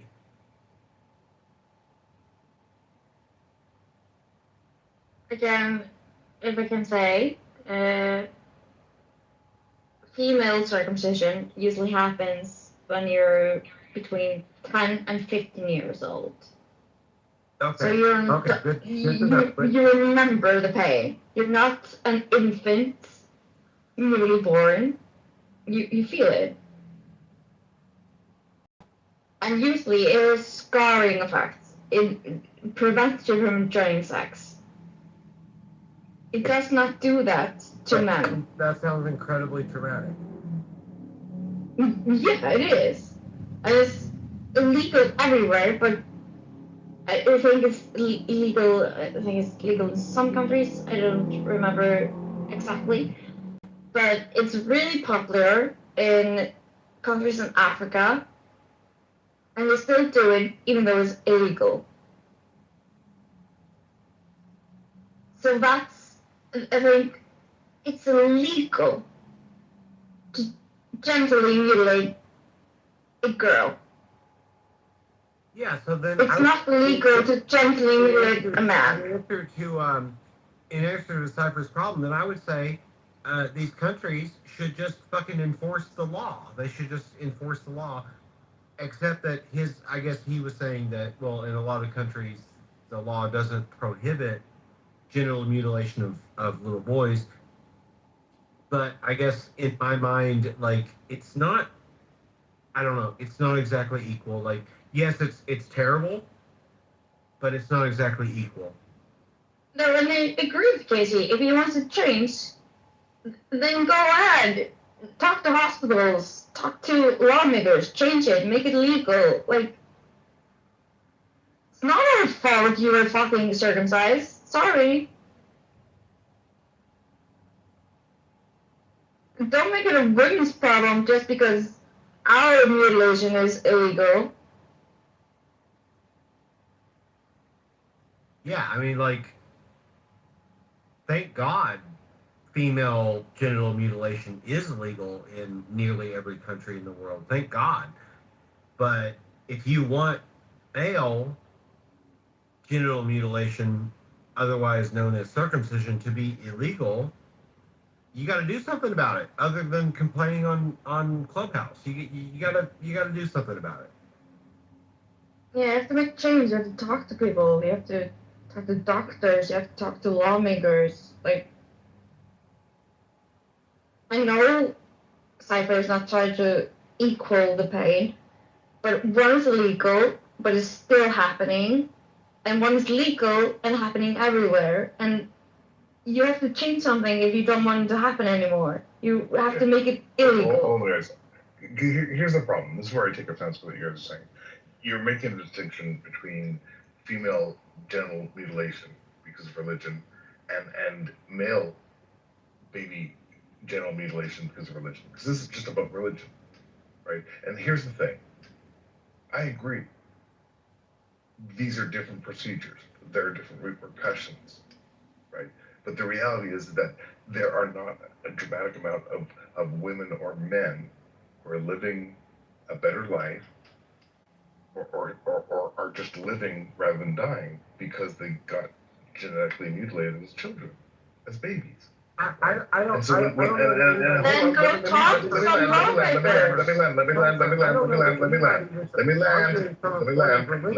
I don't know that anybody was arguing from a point of religion. So I'm just. So Casey, let me ask you this. So Casey, I'll respond to Casey. So Casey, let me ask this, because you said, hey, there's only a couple countries in the world that it's legal to genitally mutilate little baby girls, but you also conceded that there's a shit ton of countries, even BF does, where it is legal to say, hey, I'd like to choose to genetically mutilate my little baby boy. Right? And all I'm trying to submit is like, that is because of religious beliefs. That's because David had to collect 200 little foreskins. No, I wholeheartedly disagree. I don't think. Then tell me why. Tell me why it's okay for 7 little baby boys to die every year because of this circumcision thing. I'm not saying that's okay. Look, I'm agreeing with that. I'm against genital mutilation, okay? But it's not from a. Kids in Canada and the United States and other benefit for circumcision. What is the scientific benefit of circumcision other than religious belief? Yeah, okay. Well, will you let me talk?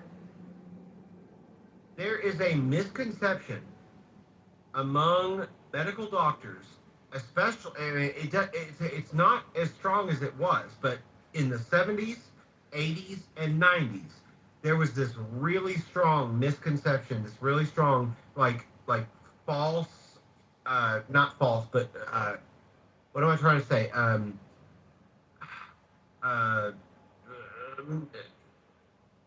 What do we call it? When people spread false truths on like misinformation. Okay, there was a lot of misinformation spread among doctor circles in the 70s, 80s, and 90s in the United States and Canada and other countries. And they doctors, OBGYNs, obstetricians promoted the idea of circumcision because they thought that would contribute to a healthier lifestyle over the entire life of a male, human being. That was based on misinformation. That was not based on scientific truth. But that is why the practice continues because, and before you cut me off, also, when you look at pornography, you often see circumcised penises, and that also contributes to the preference of parents to circumcise their newly born sons. So those two things taken together in the United States and Canada and potentially other parts of the world contribute to little boys being circumcised. It's not religion. It's those two things that I just mentioned. It's normalcy of circumcised penises. Yeah, I get that. But exactly, like in Europe, we don't feel that. At least where I live. When I see a circumcised penis, I'm like, oh, okay. I'm kind of shocked because I'm like, if he's Icelandic, I'm like, okay, where did you get that done? But like, there's no problem. But I've heard like with women in North America, when they see an uncircumcised penis, they're like, how do you say it? Grossed out, basically. Some people are. I would say it's definitely like in North America. It's definitely like, well, I would say north of Mexico. In the United States and Canada, in the United States and Canada, it is the norm. It's more the norm to see a circumcised penis than to see an uncircumcised penis. Can I ask you a question, right? Because listen, back in the day, it was the norm to own black people. Back in the day, it was the norm in certain places to throw babies off the Can I make one statement? Because you guys, swear to God, if I get interrupted one more time, have the conversation I want, I'm done. Can I make one submission? Yes, it was the norm. It was the norm all over the place to do really horrible, fucked up shit back in the day, right? My only submission tonight was simply saying that, like, listen, Casey, what you're saying is not wrong, Casey. But let's go to the source. There's no scientific or medical benefit for cutting off the tip of the penis of little boys, also cutting off the clitorises of girls. The origin of that practice is 100% religion-based. Yes, today Mormons do it, white people do it, some Europeans don't, right? It has nothing to do. I'm just saying that, like, dude, there is no scientific benefit for practicing any type of childhood genetic genital mutilation. Practice it. And Casey, all I'm saying is that there's most countries in the world you can do it if it's a boy, but you can't if it's a girl. And all I'm trying to ask all of you is, like, guys, if you believe in science, in medicine, all I'm trying to say is, like, it shouldn't be fucking, there's no medical basis for cutting off the tips of the penises of little boys other than Jesus. Okay, now can I say I agree with you 100%. There is no medical basis for it. I agree with you, and therefore genital mutilation of boys should not be legal. Okay, the problem is, and actually I want to walk back what I just said. It's not religion, even though it's based on. Yeah, I agree with you. Circumcision is obviously based in religion, but it's not religion, and it's also not even hygienics. Doctors don't still do it because of hygienics, because doctors have read in the medical literature that it's not unhygienic to have foreskin. So it can be if you don't know how to wash it. Well, it can be. It can. Yeah, well, okay. So also your armpit. Sure. And also, douche is fucking useless. So yeah, if you don't know how to just like wash but that's not douche. And Cassie, can I ask you this, Cassie? Because I have two daughters, right? And I decided I would not get their ears pierced when they were born, because I think that is the exact same thing. As not the exact same thing, but it's very similar to cutting off the tip of a little baby boy's penis. Because hey, if you want to do that, you go and circumcise yourself when you're a consenting adult. You want to pierce your ears, you do it when you can decide to do it. Now, I'm not going to decide it for you. I'm not going to poke holes in my little baby's ears because. Yeah, well, I mean, usually that's something that. We're going to talk about the religious difference. Something in the United States, usually that's something that's done like when they're like at middle school age, like 13, 14, 15. That's when they get their ears pierced. I don't know what you're talking about, like getting it done right after they're born. I'm not sure who pierces a baby's ears. That's good. You don't have my mom. When you have a baby girl, the hospital will ask you, do you want to pierce their ears? It's a true fucking thing. It's fucked up, but it's true. Well, not in the United States. They don't offer to pierce baby girls' ears. But anyway, but I want to finish my my ears were pierced when I was 10 months old. I also want to say, Cypher, the religious differences between female genital mutilation and male genital mutilation are complete different. For female, it's so they will never enjoy sex. For males, for cleanliness. And it's all based in religions. I do agree with that. So I get why one was banned furthermore than the other, or faster than the other, which that you cannot enjoy sex because in a bunch of African Bible culture and Christianity culture, the Europeans went with to Africa. Women should not enjoy sex.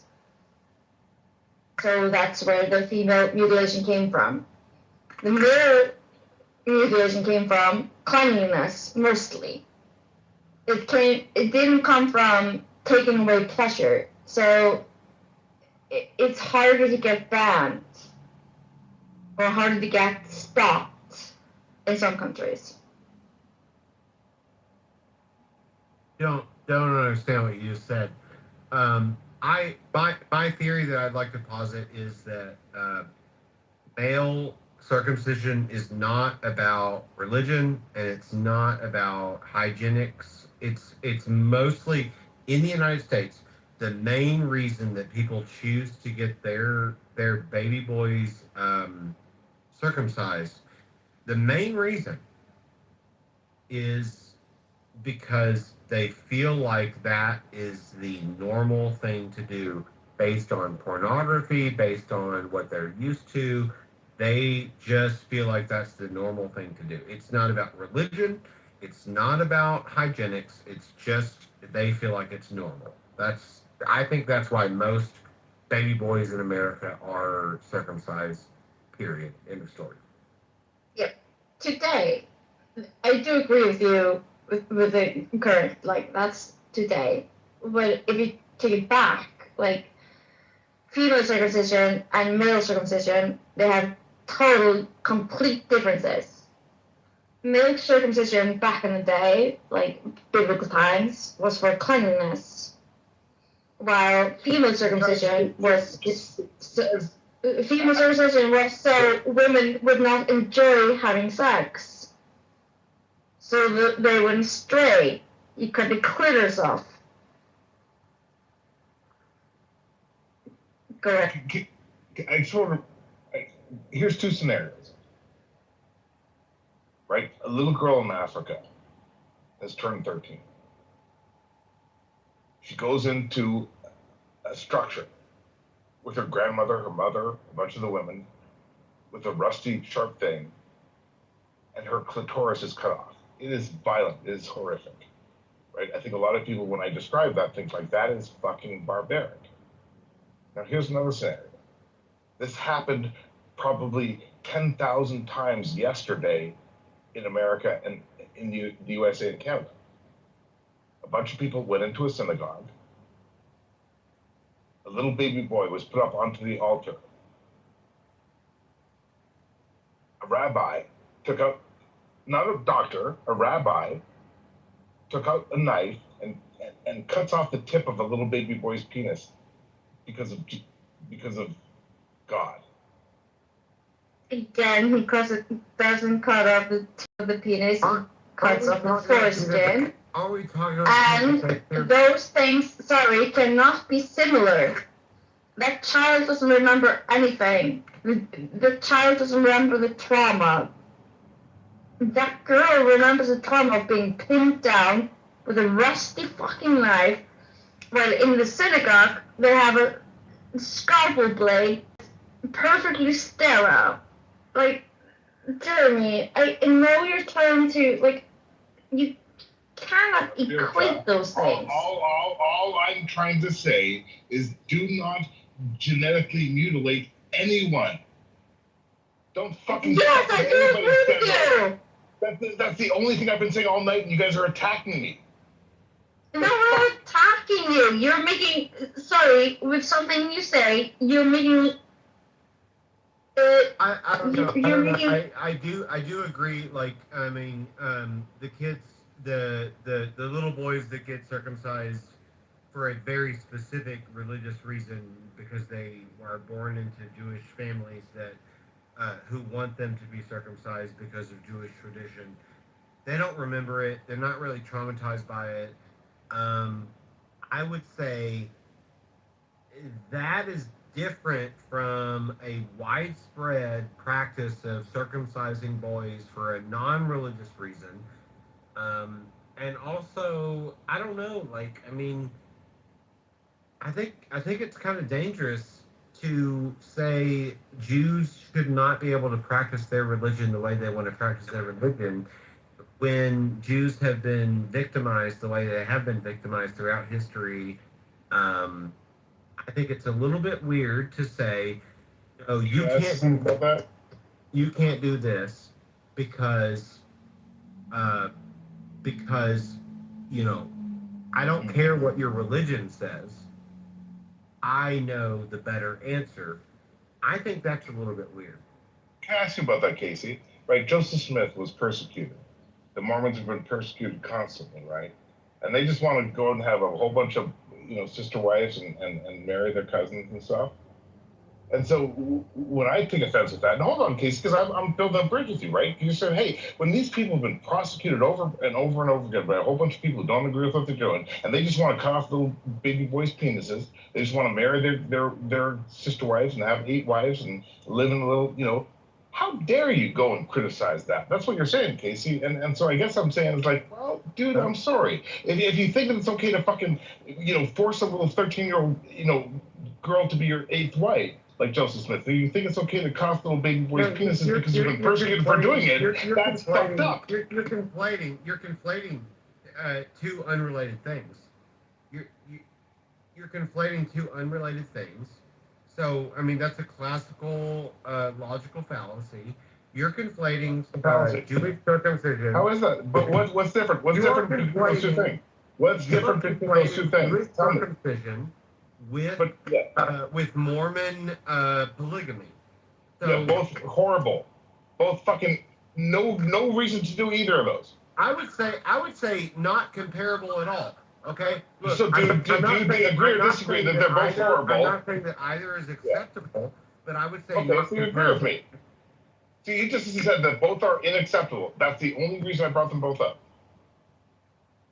I think. And you criticize me for saying, "Hey, how dare you attack the Jews for doing something that's horrible?" And I said, Did I ever say good. how dare you? Did I ever say how dare you?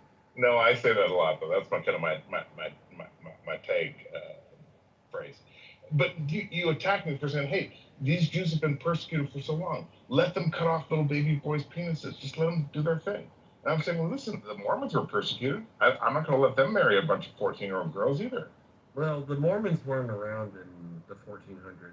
The Mormons weren't. I mean, like we're talking apples and oranges. Like you're comparing things that are non-comparable.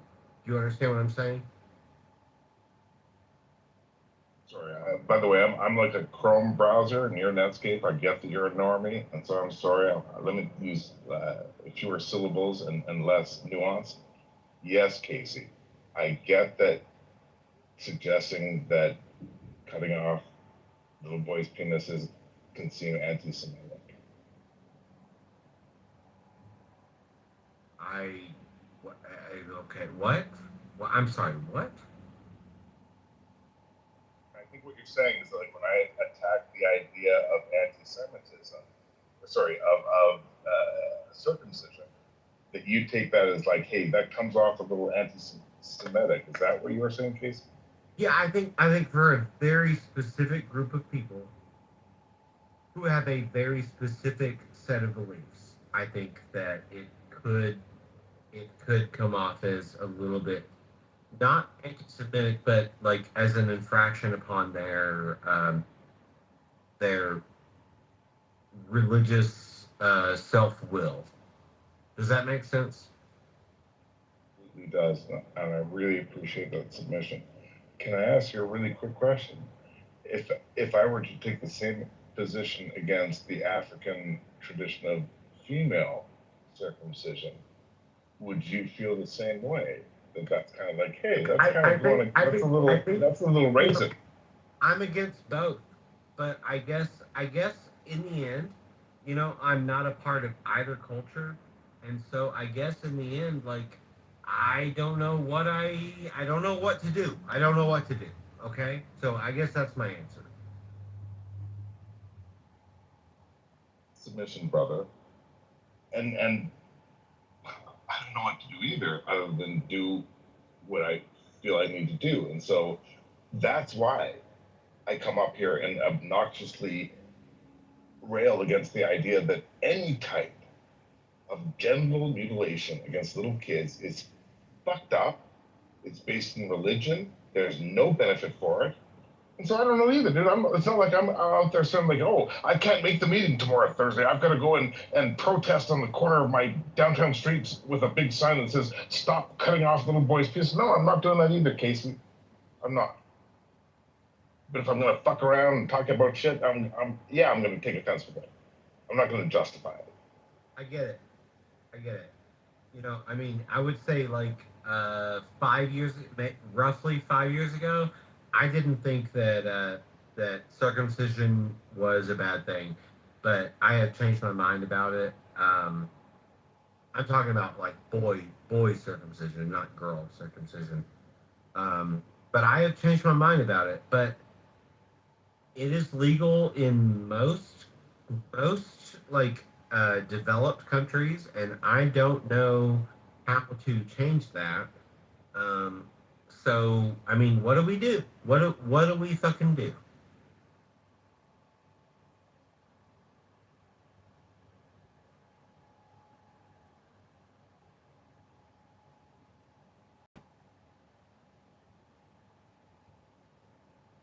Actually, Germany tried to make circumcision illegal. You can look this up. There was a big court case in Germany tried to make circumcision illegal, and then there was a big backlash saying, "Oh, we are doing the same thing that they did during Nazi Germany. We're attacking Jews. You know, and so like it's really hard to like legislate stuff like this."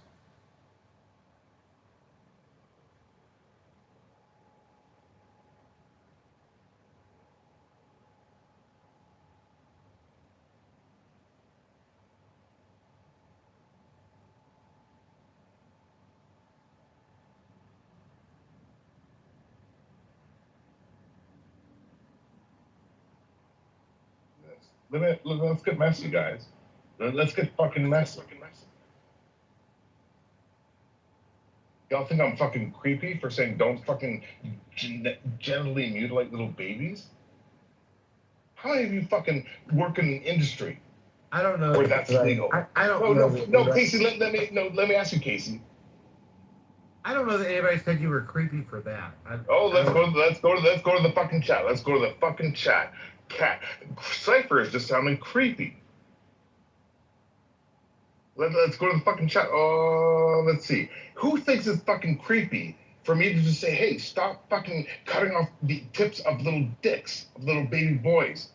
Some people work in the medical industry where that's fucking, they go in every day. It's like, oh, I'm coming in to, do my medical shit. Also, down the hall, they're cutting off tips of little baby dicks, and I'm cool with that. I'm down with that.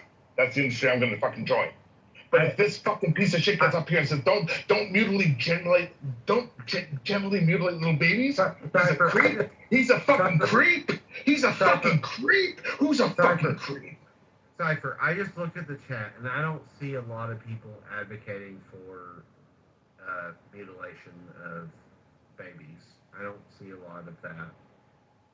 So I'm not sure what you're so. I'm not really sure what you're so antagonized by. Oh, he's gone. I guess he's gone.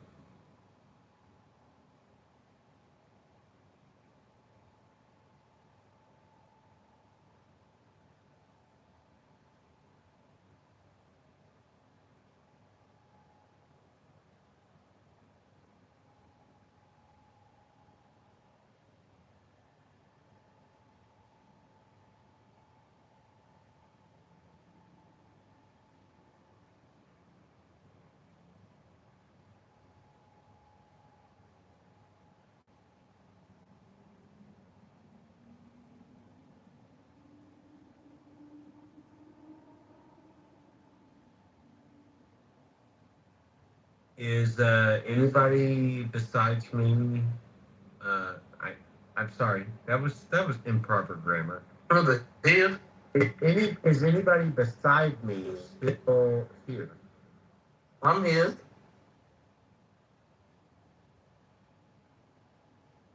Well, what are you doing?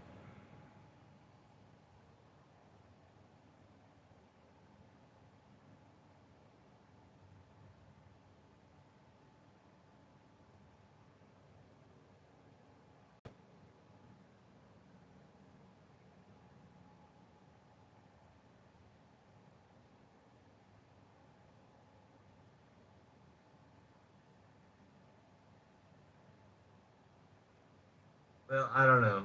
Everyone here is silent, so I guess I just hope you all have a good night. I don't support genital mutilation of children in any way, and I hope that no one ever paints me to support that. But I also think that with boys it's a little bit different. With girls, I kind of think that too.